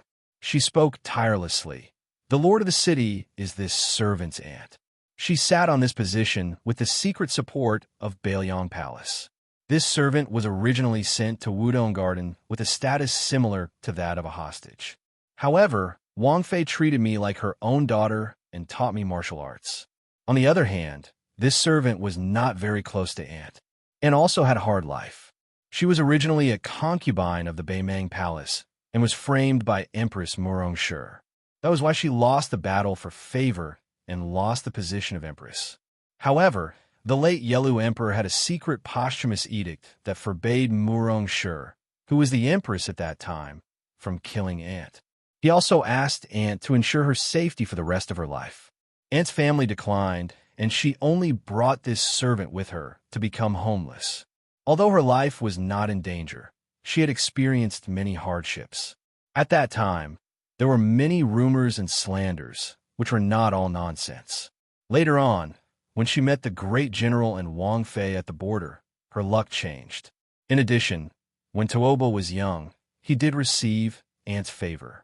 After he became the king of the Northern Courtyard, who was in charge of half the country's military, he had a lot of protection for Dunhuang City.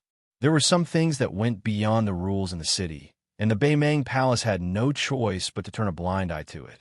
Sweet Potato sat cross-legged with Su Fengyin resting his head on her lap. She untied the hairband that tied his hair and combed his hair. Su Fengyin closed his eyes and asked, "Your aunt?" Sweet Potato said calmly, "A few years ago, the great demon Luo Yang passed by Dunhuang City. Aunt fought with him and died after a year. At that time, Luo Yang was going to enter the city and massacre the city. Aunt divided the giant Immortal Palace and gave the Yetting Palace to this demon as his temporary residence. She racked her brains to invite a peerless Buddha for Dunhuang City. Dunhuang City benefited from the disaster. Even the Beimang Empress stopped many of her infiltrations and even withdrew Zhu Yan's forces. Although Luo Yang was the Yetting Palace Master in name, he did not show up in these years. After Aunt died, her funeral was kept a secret, and I became the Palace Master of the Purple Gold Palace. Aunt left behind her last words. When Luo Yang moved into the Yetting Palace, it meant that she had a backer. Only then did I ascend the throne and announce her death." Su Fengyin frowned. During the trip to Beimang, the famous demon Luo Yang's reputation was like thunder to his ears. Su Fengyin opened his eyes and asked, "Who is this Luo Yang?" Sweet Potato shook his head and said, "No matter how the various powers of Northern Mang investigated, they couldn't find any traces of him. I heard from my aunt that this young man has the appearance of a woman. However, although his brows and eyes are somewhat charming, he has a valiant temperament. He's even better than the young Tuoba Bodhisattva. He likes to wear white clothes and doesn't use weapons. However, there was a rumor that several stunning women had appeared around Luoyang and were treated as his exclusive property. Among them, there was no lack of daughters of noble families.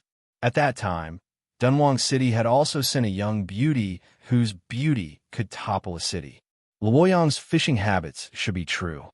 Su Fingyin held Sweet Potato's hand that was caressing his cheek and subconsciously rubbed it.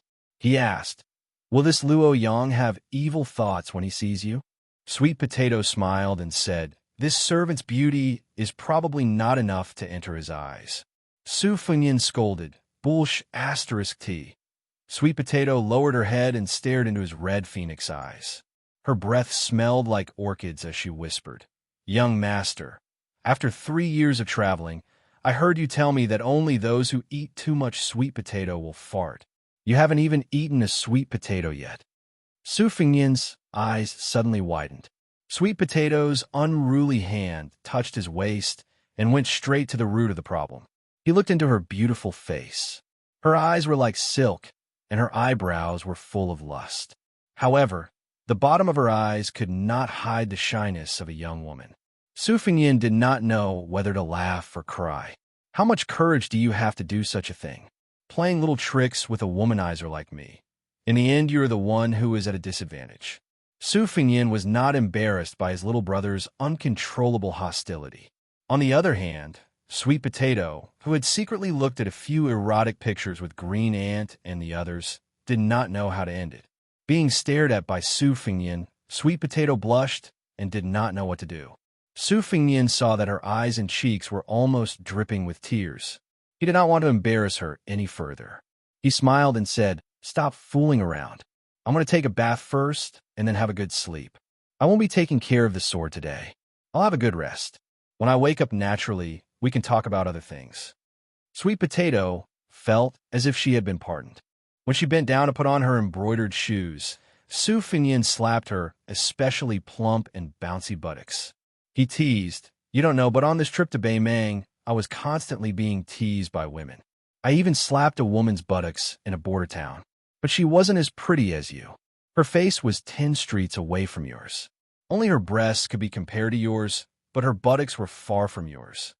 Sweet Potato, who had evil intentions but no guts, fled in panic. Half an hour later, Sweet Potato led Su Fingyin to a side room. There was a bathtub made of yellow rosewood that was filled with mist. It was steaming hot. Even though there were no petals, the fragrance of the bathtub assailed his nostrils. Su Fingyin glanced at Sweet Potato, who had taken off her brocade gown and was only wearing undergarments.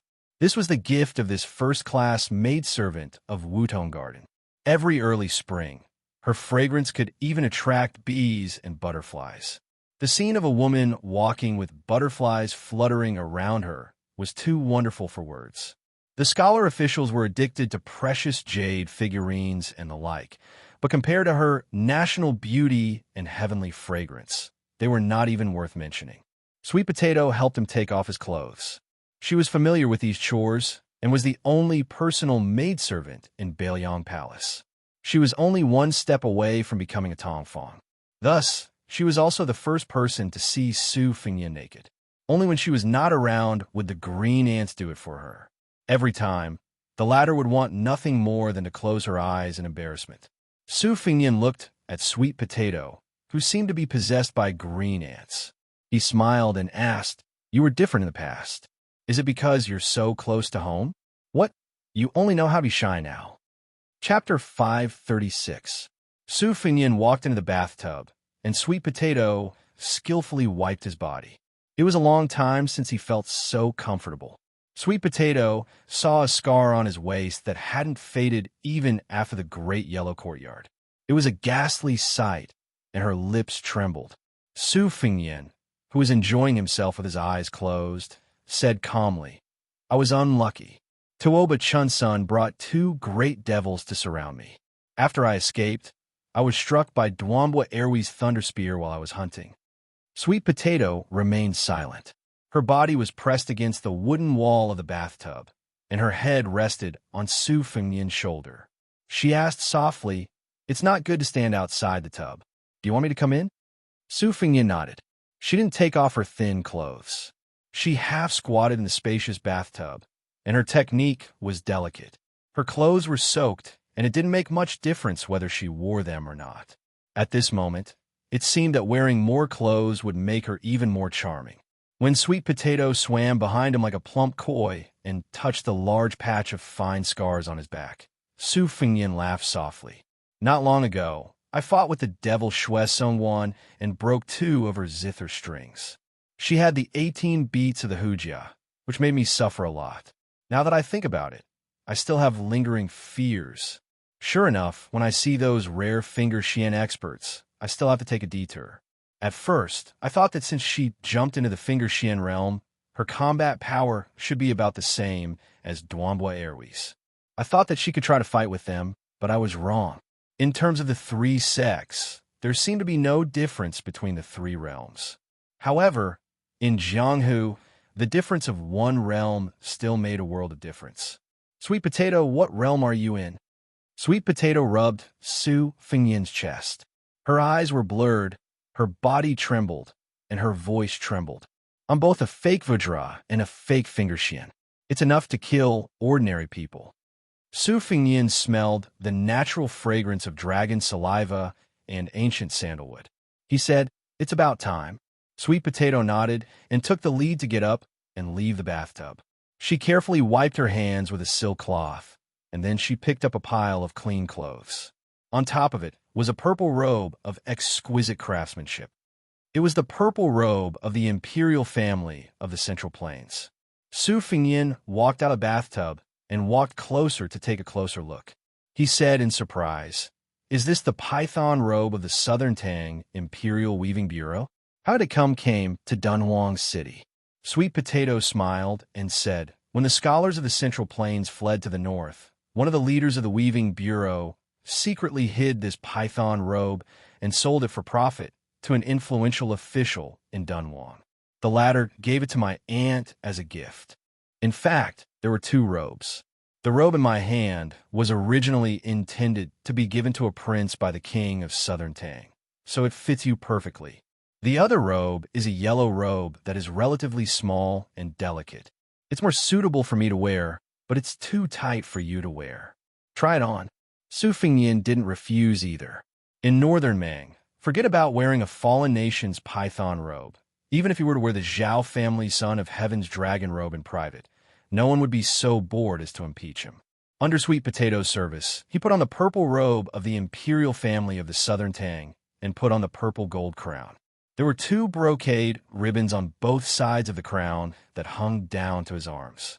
Standing in front of a large bronze mirror with a red sandalwood frame, Sweet Potato's eyes were intoxicated. She said in a daze, "It's a pity young master didn't become an emperor." Su Fengnian laughed. "You've tried it. You still have to sleep. Don't waste this robe. You should change your clothes too." After taking off the robe, Su Fengnian went to his room and fell asleep. Sweet Potato walked over and sat on the bed. She listened to the soft snoring and felt sad. Before traveling, he had never snored. How tired must he be to be like this? Laying down on her side, Sweet Potato gazed at the serene face that was just inches away from her. She whispered, "Gongzi, you're mine now. You're mine alone. I'm not greedy. Even if it's just for 1 day, it's fine." Day and night in Dunhuang were like 2 seasons. The day was as hot as the summer, and the night was as cold as the late autumn. When Su Fengnian woke up, he was the only one in the room. He put on his boots and felt a little hungry. He went to the desk and picked up a bell and shook it a few times. A palace maid came over slowly. Su Fengnian ordered in the language of the Southern Tang, "Bring me a few pieces of sweet potatoes." The palace maid seemed to understand, but she also seemed to not understand. She did not dare to ask too much. She just thought that she had met a strange guest. She went to get a plate and brought back a few pieces of sweet potatoes. Su Fengnian waved his hand to signal her to leave. He then carried a pile of books to the outside of the courtyard. He first lit the freshly cut branches and dug a small hole. Only then did he start to roast the sweet potatoes. The new branches were wet and were not suitable for roasting. This was what old Huang had taught him in the past. Su Fingyin sat on a small embroidered stool and nibbled on a red-heart sweet potato. He turned his head and saw the woman who was about to cry. She could be considered the empress of Dunhuang. He heard her sobbing. "Young master, is this what you meant by eating sweet potatoes? You didn't keep your word." Su Fingyin opened his mouth wide. He was speechless. Sweet Potato had obviously dressed up. She was charming. Now that she was weeping, she was even more attractive. Su Fingyin said helplessly, "What's the rush?" It said that only when one is full and warm can one have the strength to think about one's desires. "Can I eat sweet potatoes before eating them? You're too unreasonable." Sweet Potato smiled through her tears. Su Fingyin carried a few pieces of sweet potatoes into the room and handed one to her. Sweet Potato shook her head. Su Fingyin said softly as he ate, "When I was traveling, every time I ate a roasted sweet potato, I would think that when I got home, I would definitely change your name. Red Musk, Red Musk, Red Musk, etc. How could it be more pleasing than sweet potatoes? Holding it to warm your hands, eating it to warm your stomach, and thinking about how it can also warm your heart, right?" Sweet Potato's face was red. A woman dressed up for her bosom friend. Previously, she had spent a lot of time putting on makeup, but it was worth it. A woman undressed for her bosom friend. Previously, when she wore beautiful and complicated clothes, she also liked it. Perhaps it was because they were too close and had been together for too long. But when Sweet Potato's clothes were taken off, Su Fingyin realized how good she was. It was beyond his imagination. Beneath him was a piece of mutton fat jade that emitted a sweet fragrance. A gentleman's virtue was like jade, and a woman's body was like jade. His fingers touched every inch of her body. Her body was sensitive and trembled incessantly, like a fish in a pond caught in the crossfire. The pair of large twin peaks shook stubbornly. When he went down, it was muddy. Sweet Potato held her face with both hands, not daring to look at others. She also tried to suppress the soft moans that overflowed from her throat and mouth. Su Fingyin leaned over and bit her earlobe, whispering, "Do you want to end the bitterness and enjoy the sweetness?" Sweet Potato pulled his head down and squeezed it between her breasts. Every moment of the night was worth 1,000 gold. It was a pleasure between a man and a woman. However, for a woman, the first time was usually painful and unbearable. There was no physical pleasure to speak of. As for those who became more courageous the night they had their first taste, in Su Fingyin's opinion, they were either heroines or heroines. It was almost impossible. However, Sweet Potato, whose limbs were as taut as bowstrings, seemed to be at the peak of pleasure. The psychological pleasure clearly far overshadowed the pain. She no longer hid and stared hard at Su Fengyin, who was working on top of her. Her face was as red as a peach. Her legs and hands were wrapped around his slender body. Her fine black hair was scattered on the pillow, which set off her white and plump body. When Su Fengyin lay motionless on top of her, she licked his face with her nimble little tongue and asked provocatively, "Young master, are you okay? Don't ask such a question. Young master, whip this servant to your heart's content. Don't take pity on me. I'll definitely fulfill your wish." Every moment was worth 1,000 gold. By now, he had probably spent a few thousand gold. After the second time, he didn't feel tired. The woman under him was dripping with fragrant sweat, but there was still no sign of begging for mercy. Gradually, they were getting better. "Young master, this is the third time. This servant is really going to die. Now you know what it means to be in a state of ecstasy, hovering between life and death. Come on, turn over." The woman was weeping and complaining, her charming eyes like silk. "Young master, this position is embarrassing." There were no more words, only the sound of panting.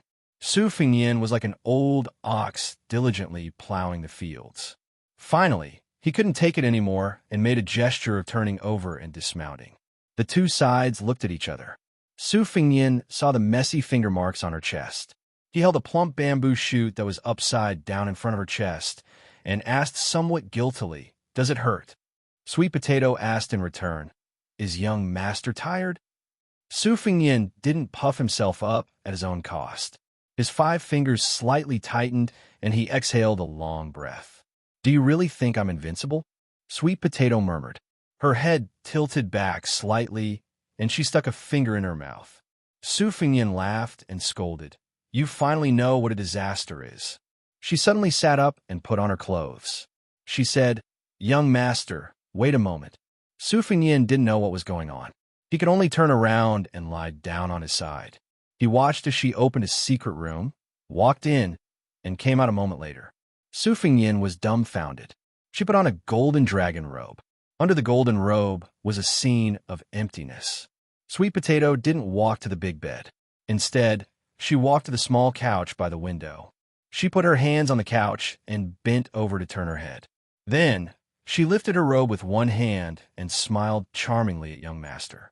Su Fingyin muttered to himself, "Let me just die." Chapter 537. Sweet Potato recalled for a moment and said slowly, "Generally speaking, the famous devils of Northern Mang like to travel alone, and they won't take the initiative to fall out with the forces of the imperial court. Generally speaking, they will mind their own business. Plus, the laws of Northern Mang are relatively lax, so there are very few cases of head-on confrontations. The reason why that devil fought with his life on the line wasn't because he was stubborn, but because Annie had personally brought along a few martial arts experts to prevent him from escaping. Dunhuang City has 80,000 to 90,000 people. The soldiers guarding the city are called the Jin Wu Cavalry. They're all light cavalry, armed with short knives and light crossbows. They are not careless in night battles and street battles. Half of them are outside the giant Immortal Palace, and the other half are outside the city. Among them, there are 40 to 50 people who came from Jianghu. They're good at martial arts. They committed crimes outside and had no choice but to seek refuge in Dunhuang City. It also treated them with courtesy. Those who performed meritorious deeds were even rewarded with some older palace maids. It was not that they could not arrange more crossbowmen, but they were limited by the range. 100 people were enough. The remaining 900 cavalrymen were stationed at both ends of the street. 3 cavalrymen were side by side. In one round of charge, 20 cavalrymen were sent out from the east and west, led by a military officer with good martial arts. After the cavalrymen died in battle, waves of arrows were shot down from the roofs, not giving the demon a chance to breathe. The next batch of cavalrymen would stop firing their crossbows and recover their arm strength. There's a very important point. In addition to the 500 Jin Wu cavalry of the giant Immortal Palace, there are more than 30 Jin Wu soldiers. They are specifically targeted at the Wulin people who committed crimes in Dunhuang City. These people are not good at cavalry fighting, so ants secretly scattered them into the assault team.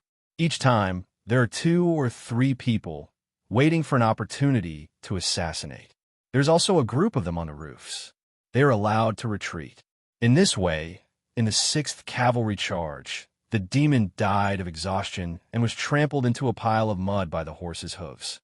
Su Fingyin nodded and said, "This is very similar to the time when our Bailiang army fought against the Sword Emperor of Shishu, who guarded the country's gate with only one sword. It was a 2-pronged attack by the cavalry and the men of sacrifice, alternating between light and dark. In addition, the imperial uncle was also determined to die. That was why the entire Jianghu was bitterly disappointed. Last time, Shunmin Cottage was short of a rank 1 master, and their cooperation was not good enough. There were too few archers, and they could not cause any substantial damage. Otherwise, I would not have been able to leave the mountains so easily.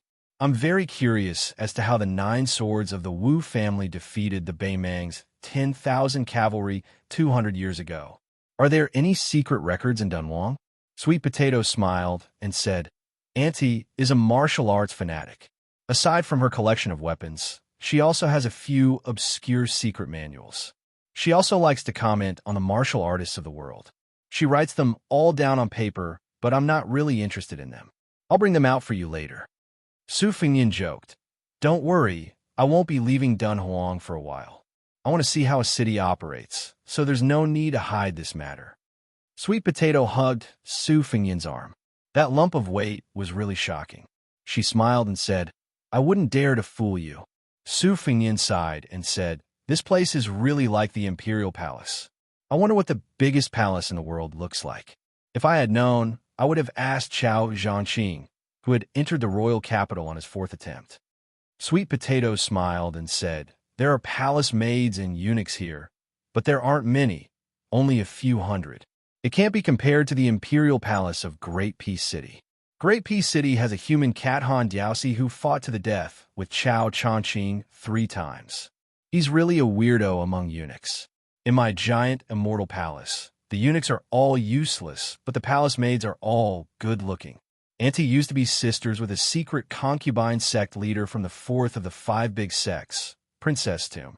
This sect is the biggest demonic sect in Beimei. They have a lot of women and are very good at bewitching men. They take young to nourishing, and the women they train are all peerless. Giant Immortal Palace's Dunhuang Flying Immortal Dance was born from Princess Tomb. Would you like to see it? I've only heard of countless men going crazy after seeing it, but I've never heard of anyone who could make an old monk into a bodhisattva.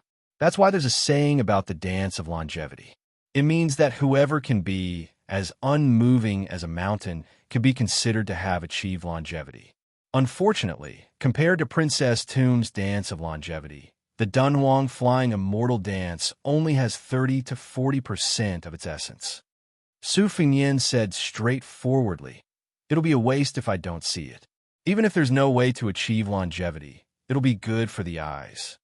Sweet Potato smiled sweetly, and there wasn't any bitterness or coldness in the depths of her eyes. This was her cleverness and intelligence. Su Fengyan hugged her waist and leaped onto the high wall.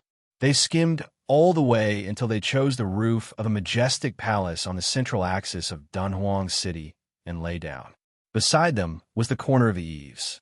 After letting go, they looked up at the bright moon above their heads. Su Fengyan pointed and said softly, when I was young, I asked people if there were immortals living on the moon. I asked everyone around me, and the answers were different. My mother said there were. As long as one ascended, they could live in the sky. Su Xiao wasn't serious. He also said there were. He even said that if it rained, it was the immortals' piss. Thunder was fart, and hail was excrement. At that time, whenever it rained, I didn't dare to go out. Second sister was the same as Masterly Yishan. They didn't believe in ghosts and gods, so they both said there were no immortals. Eldest sister liked to argue with second sister, but she insisted that there were immortals. One time during the Mid-Autumn Festival, she was angry with second sister. She hugged me and said that when she died, she would definitely watch me from the moon with her mother. She even deliberately said to second sister that she didn't believe in immortals and that she wouldn't be able to see her 2 younger brothers if she died. Second sister was so angry that she almost hit her. To be honest, I didn't understand why my 2 sisters always quarreled. At that time, I didn't know anything and liked to fan the flames. I was happy to see them glare at each other and puff their cheeks. You also know how proud second sister is. Only this kind of trivial family matter can make her angry. Whatever military affairs, national affairs, or worldly affairs, she calculates them as if they were playing chess. It was because she was indifferent that she was invincible. I remember that every time we had a snowball fight, I was with her. It was called Grand. She tossed us around like we were marching into a war. We always returned victorious, but she never got tired of it. Once, I secretly stuffed a small snowball into the back of her collar. She chased me around half of the prince's mansion. Su Xiao didn't have the code of brotherhood and was just foolishly laughing.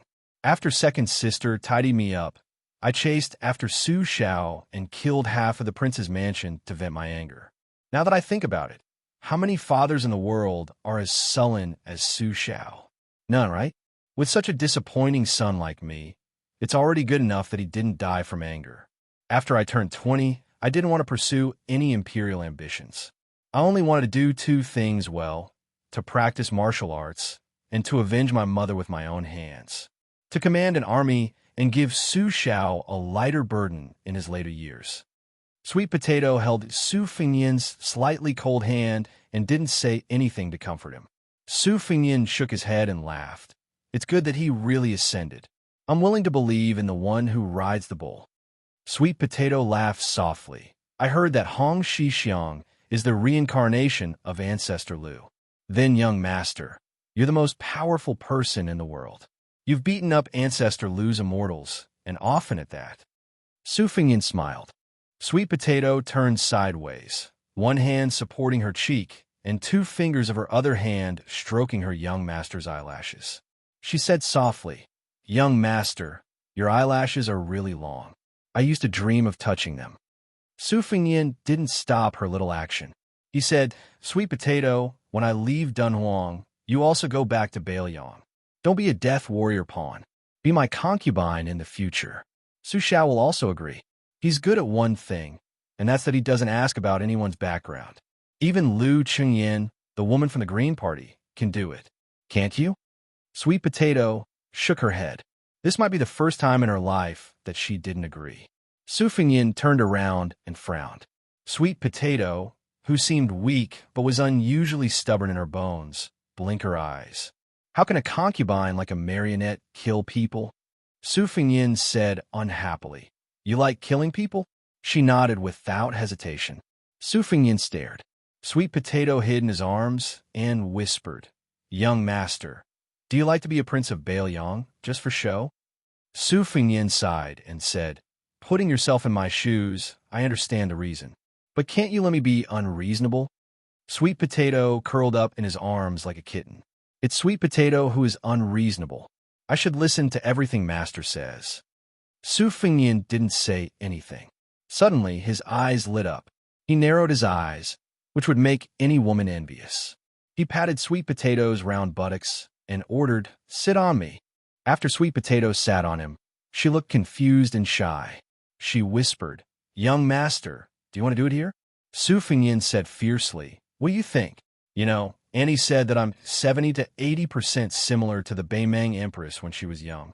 She took off her skirt and whispered in his ear, "Young master, there's a dragon throne in the hall. Tomorrow, I'll wear the dragon robe and go there." Chapter 538. A fledgling young swordsman met a newly minted female swordsman. In the end, he suffered a crushing defeat and could only beg the female swordsman to spare his life. After sending Sweet Potato back to rest, Su Fingyan did not expect to be able to do that kind of thing on the dragon throne in the palace in the next few days. Women had just broken out of their melons, so to have sex every day would be too ungentlemanly. Su Fingyan returned to the roof of the palace alone and sat in a daze. During this time, he nurtured his sword and Xianlei. After that, he dripped his blood on the spring plum blossoms. After dawn, the morning glow slowly bloomed on the eastern horizon. Su Fingyan looked at the magnificent scene above the 9 heavens. At this moment, the melodious morning bell of the giant fairy palace rang out. For some reason, perhaps because the battle on Changle Peak had vented all his anger, Su Fingyan felt a surge of noble spirit in his chest. The flow of his qi was much faster than usual, especially when he stood up and saw with his own eyes that the morning glow between heaven and earth moved from east to west. When the ray of morning glow fell before his eyes, Su Fingyan sat cross-legged. His flying sword was exposed from his sleeves, and the flying sword's sword aura exploded. This flying sword, which was only of average quality among the 12 flying swords, flew out of his hand and spun happily without control. It was like a monster in a fantasy. After hundreds of years of arduous cultivation, it was enlightened in a single day. The sword embryo was complete. There was a sword coming from the east. Su Fingyan was wild with joy. He had worn out his iron shoes in vain, only to find what he was looking for without any effort. Immediately, he did not need any qi to guide him. With a thought, the flying sword, Morning Dew, flashed and disappeared. Wherever his heart pointed, the sword would follow. After teasing for a long time, Su Fingyan's mind was filled with an unworthy thought. Damn it, I can finally nurture one less sword. Su Fingyan was not in a hurry to put away his sword. He quietly sat where he was and watched the morning dew's flight path.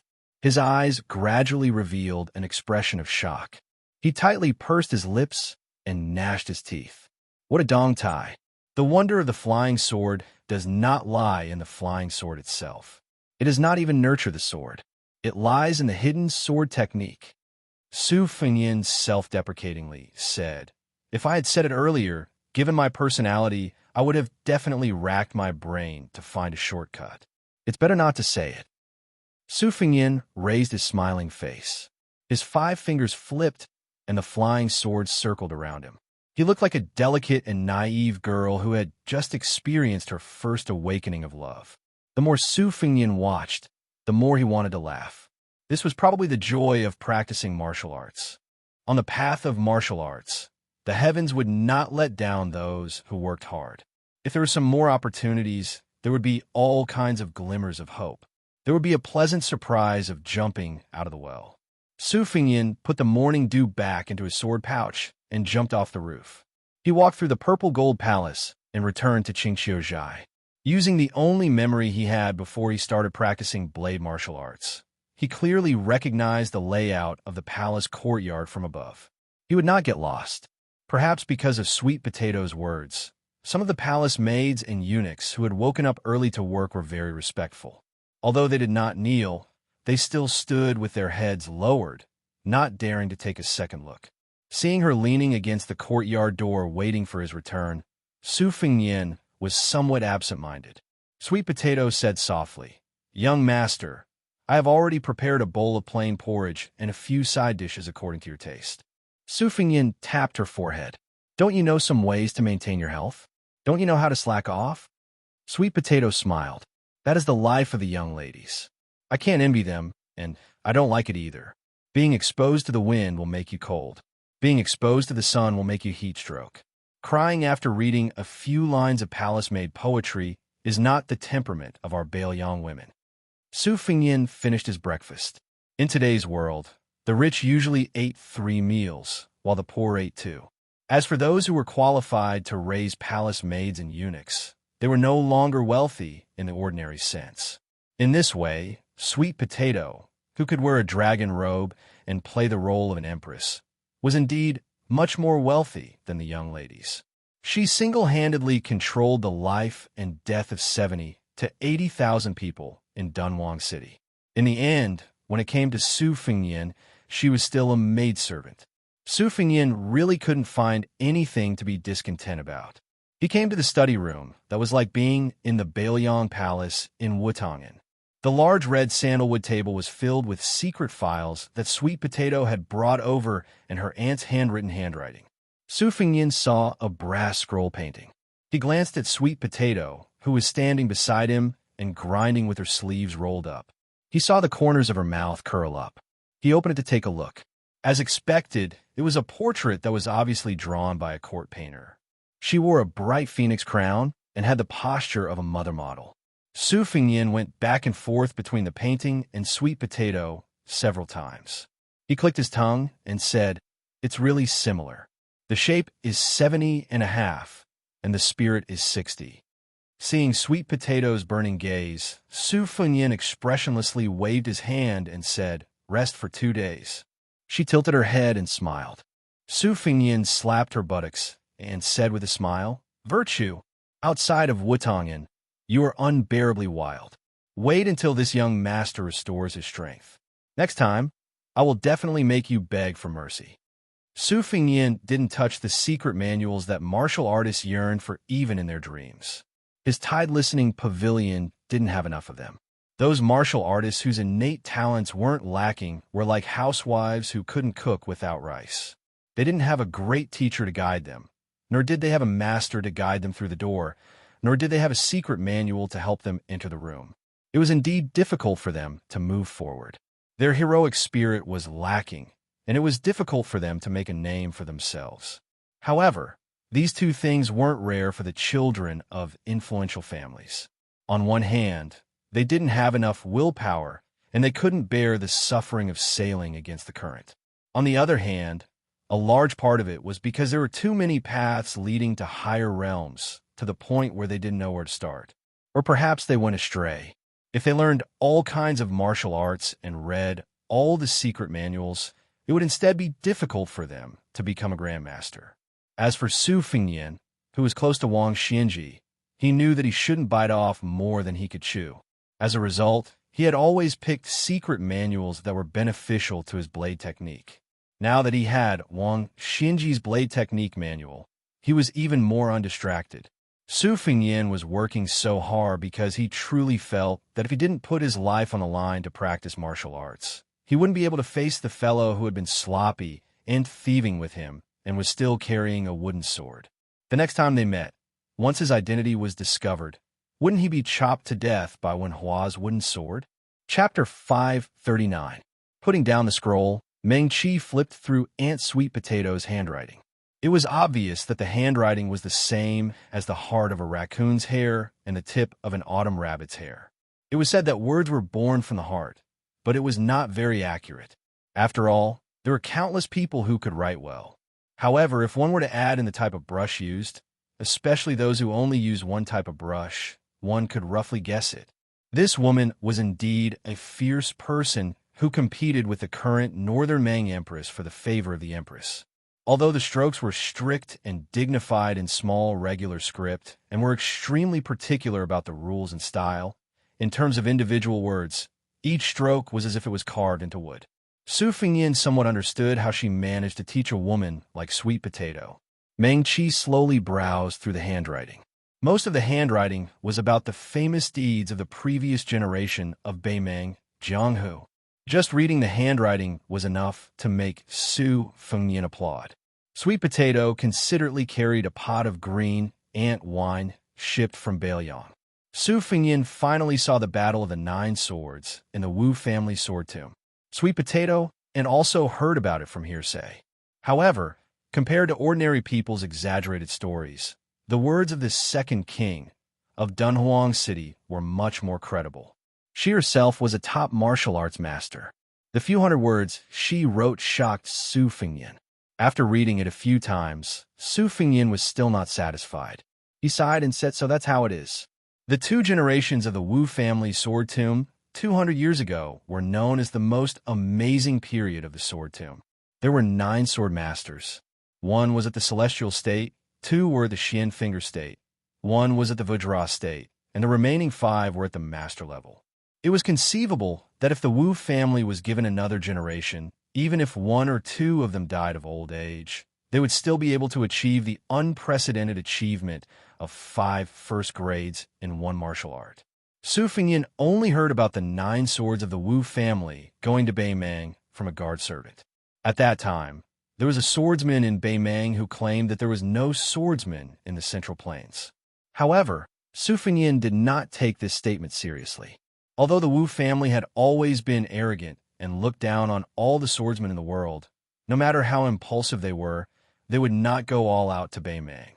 He once asked Li Chungang during his travels, but the old man with a sheepskin fur coat only said that the west sword led the east and did not explain further. Based on the content written by Aunt Sweet Potato, Su Fengnian had a rough understanding of the situation. The 9 swords against the 10,000 cavalrymen were not fighting on their own. Instead, the most powerful person, the Celestial State Sword Crown, would be the eye of the formation. The 8 of them would take turns to be the sword master and sword attendant, eventually forming a shocking sword controlling formation. One could imagine the scene of the 10,000 cavalrymen tightly surrounding the 9 of them. The scene was bleak and bloody. Wave after wave of cavalrymen charging, in addition to thousands of flying swords decapitating the enemy. What kind of sword chi would it be? Su Fengnian exclaimed again and again. He leaned back in his chair and muttered to himself. This sword formation can only be created by a top swordsman. It's impossible to use it on the battlefield. Can it be simplified like that set of fist techniques for riding a bull? It seemed to be quite difficult. The Jianghu experts were already impatient with rules and regulations. Being a watchdog for the rich and powerful, they were only aiming for a stable martial path. Only fools would be willing to fight for their lives. However, it would be good if he could get the rough foundation of the sword formation. Where could he find it? The Wu family sword tomb? It seemed unrealistic. Would the Beimang royal court have secret documents? Even if they did, it would be even more unrealistic. It's not something that can be exchanged with gold or silver. Sweet Potato chuckled. If young master really wants it, you can use the men of sacrifice lurking in the royal court to do it. Su Fengyin shook his head. That's not taking human lives seriously. It's not worth it. Oh, Sweet Potato replied. Su Fengyin did not even raise his head. He continued to flip through the book and said, Don't think about it. You're not allowed to join in the fun. Do you hear me? Sweet Potato hummed softly in agreement. Su Fengyin raised his head and laughed angrily. Don't play dumb with me. Sweet Potato's eyes were full of flirtatiousness. She wrinkled her small and delicate nose and said very childishly, I know. In Su Fengyin's impression of her, other than scrupulously abiding by her duties as a maidservant, she was also like a meticulous sister. She was flawless and made people feel as if they were bathed in the spring breeze. The second-class maidservants in the courtyard had been with His Royal Highness for a long time. They knew that he was good-tempered, but he could be a little rascal and mischievous. Only Sweet Potato, who had never been angry or black-faced, and Bluebird, who had a cold temperament, had never crossed the line for more than 10 years. Su Fengyin lowered his head again. As he read, he suddenly withdrew his hand as if it was scalding. Curious, Sweet Potato took a closer look. The words Tuoba came into view. She smiled knowingly. Since he had come to Beimang, how could he avoid this bodhisattva, the martial god? Moreover, young master had a life and death battle with Tuoba Chunsun. The 3 pages were all about this Beimang god of war. According to the format of the handwriting, it was accumulated several times. Almost every time Tuoba made a breakthrough, the woman, the Dunhuang city lord, would write about her insights. Su Fengyin read it over and over again, tirelessly. Sweet Potato glanced at the dragon spitting out pearls engraved on the table. When it was lunchtime, she quietly left the room and quickly returned with a lunchbox. Su Fengyin randomly ate his food and continued to read the 3 pages of precious words. Sweet Potato moved a chair to sit beside him. Seeing a grain of rice at the corner of his mouth, she reached out to pick it up and put it into her own mouth. Su Fengyin did not mind. He had been with Sweet Potato for many years. It could be said that she was the one who cleaned up the mess of his first youthful semen. She had always been warm to his heart. Even last night's 2 plum blossoms came naturally. What was there to be pretentious about? Sweet Potato took the lunchbox and sat down. She said softly, If I die today, will young master remember me for the rest of my life? Su Fengyin calmly said, Sweet Potato, if you dare to die, I dare to forget you completely. I mean what I say. Sweet Potato's eyes reddened, but she laughed heartily and said, Young master is so heartless. This chapter was dedicated to the new top scorer, Gongzi Yu. Chapter 540. After the giant immortal palace in Dunhuang was forcibly split into 2, the palace maids and eunuchs sent to the Yeding Palace seemed to have been banished to the Cold Palace. They were not welcomed. Most of these people were small characters who were neither powerful nor favored. At first, there were some people who hoped to rely on speculation to gain status, so they took the initiative to transfer from the Zijin Palace to the Yeding Palace. Later, when they saw that the mysterious new master did not show any signs of moving in, their hearts immediately turned cold. They hurriedly stuffed money and red envelopes to the Imperial Household Department, and the opportunists returned to the Zijin Palace. Now, less than 100 people were left to guard the empty 2 palaces and 4 halls. In addition to the beautiful scenery of the Yujin Garden, they could only do some chores like tending the flowers and sweeping. There was no hope for them to gain anything. A few days ago, there was a female official who was careless and caused trouble for a small commander of the Jinwu Guards cavalry. She did not dare to say anything. If it were not for the fact that the commander, who was known by the whole city for his body odor, made a slip of the tongue after drinking and spreading it to the ears of the palace master of the Zijin Palace, he might have been defiled several times. The Yujin Garden was built to imitate the imperial gardens of the Central Plains. The city of Dunhuang was built on yellow sand. Just the water supply for this garden cost a huge amount of money. One could imagine how much pressure the demon Luo Yang had brought to Dunhuang.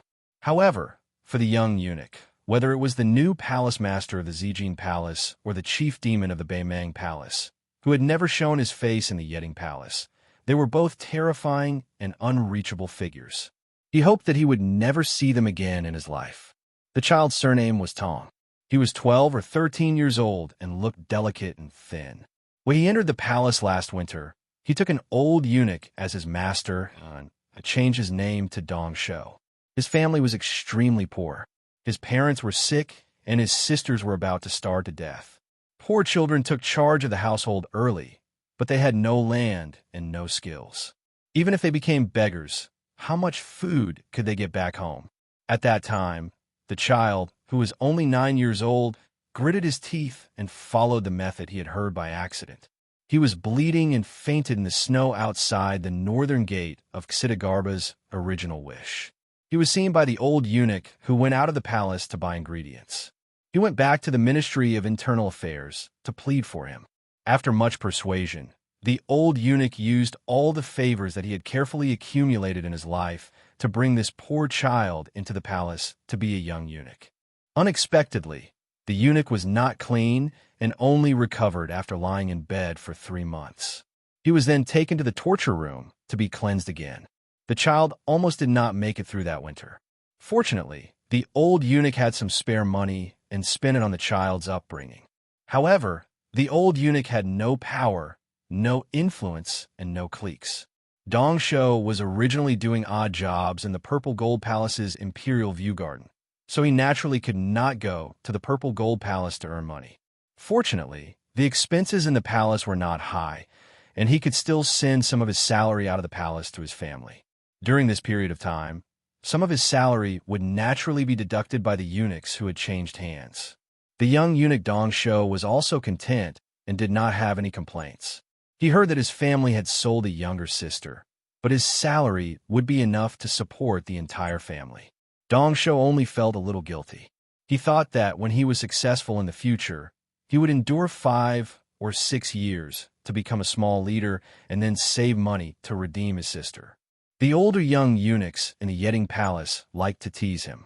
The rules in the palace were strict and there were not many eunuchs. Other than working hard and conscientiously, they had no fun. They gathered in groups to gamble and gossip. Once they were discovered, they would be beaten to death. Moreover, the Yeding Palace was sparsely populated. It was like being raised by a stepmother.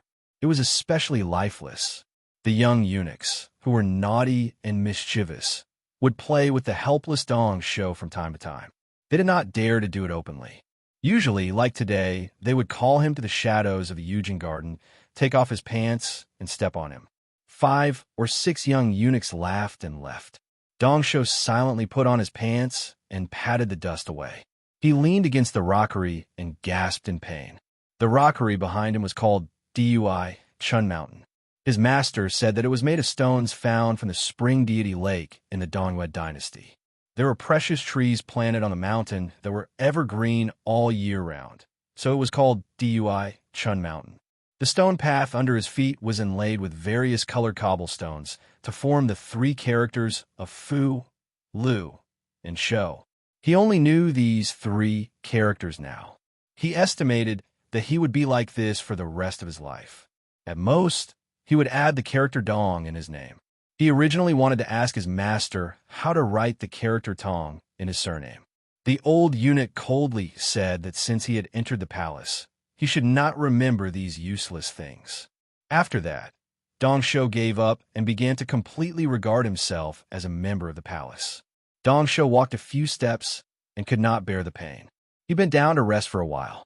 Thinking that he still had to secretly cut and water some flowers and trees for his master, he endured the pain and moved forward. He suddenly stopped and saw a handsome person in purple standing at the entrance of Dui Chun Mountain. The person looked more spirited than the Jinwu guards.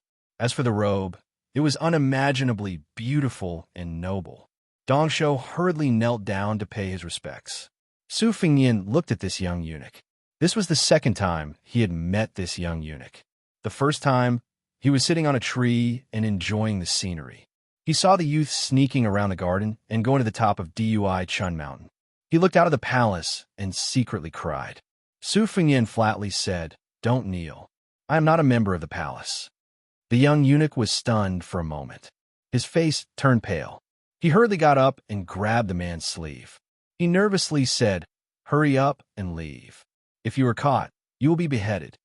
Su Fengyin smiled and asked, "Why don't you ask someone to catch me?" Dong Shou seemed to be confused. After hesitating for a moment, he still shook his head. He realized that one of his hands might have dirted the man's sleeve. He hurriedly retracted his hand. His expression was still flustered. He lowered his voice and begged, "Hurry up and run. If you are caught, it will be too late." Su Fengyin said, "Don't worry. I am a stonemason from Yujing Garden. I am responsible for repairing Dui Chun Mountain. Is this rockery behind you?" Dong Shou stared at him for a while. It did not seem like he was lying. He felt relieved. Su Fengyin asked, "Why were you beaten?" Dong Shou became nervous again. He instinctively stuttered, No, I was just playing with a friend." Su Fengyin sarcastically said, "Friend? A small eunuch also has a friend?" Dong Shou's face turned red and then white. He did not know what to do. Su Fengyin shook his head slightly and asked, "You are called Dong Shou? The senior eunuchs in the palace gave you a shabby name.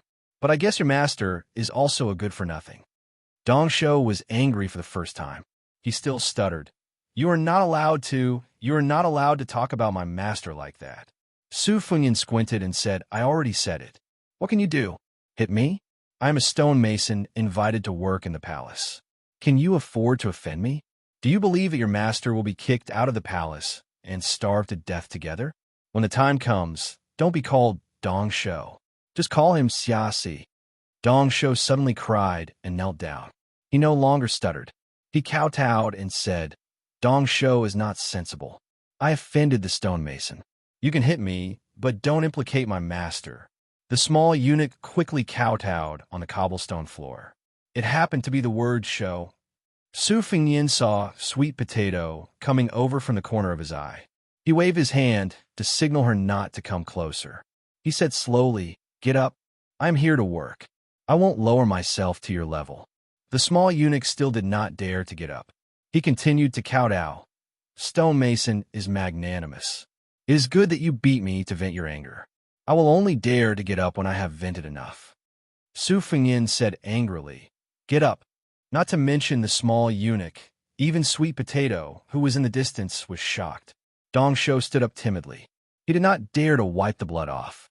It flowed down between his eyebrows and down his cheeks.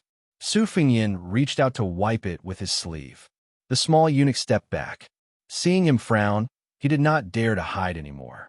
He was afraid that all his previous efforts would be wasted and that he would anger the stonemason again.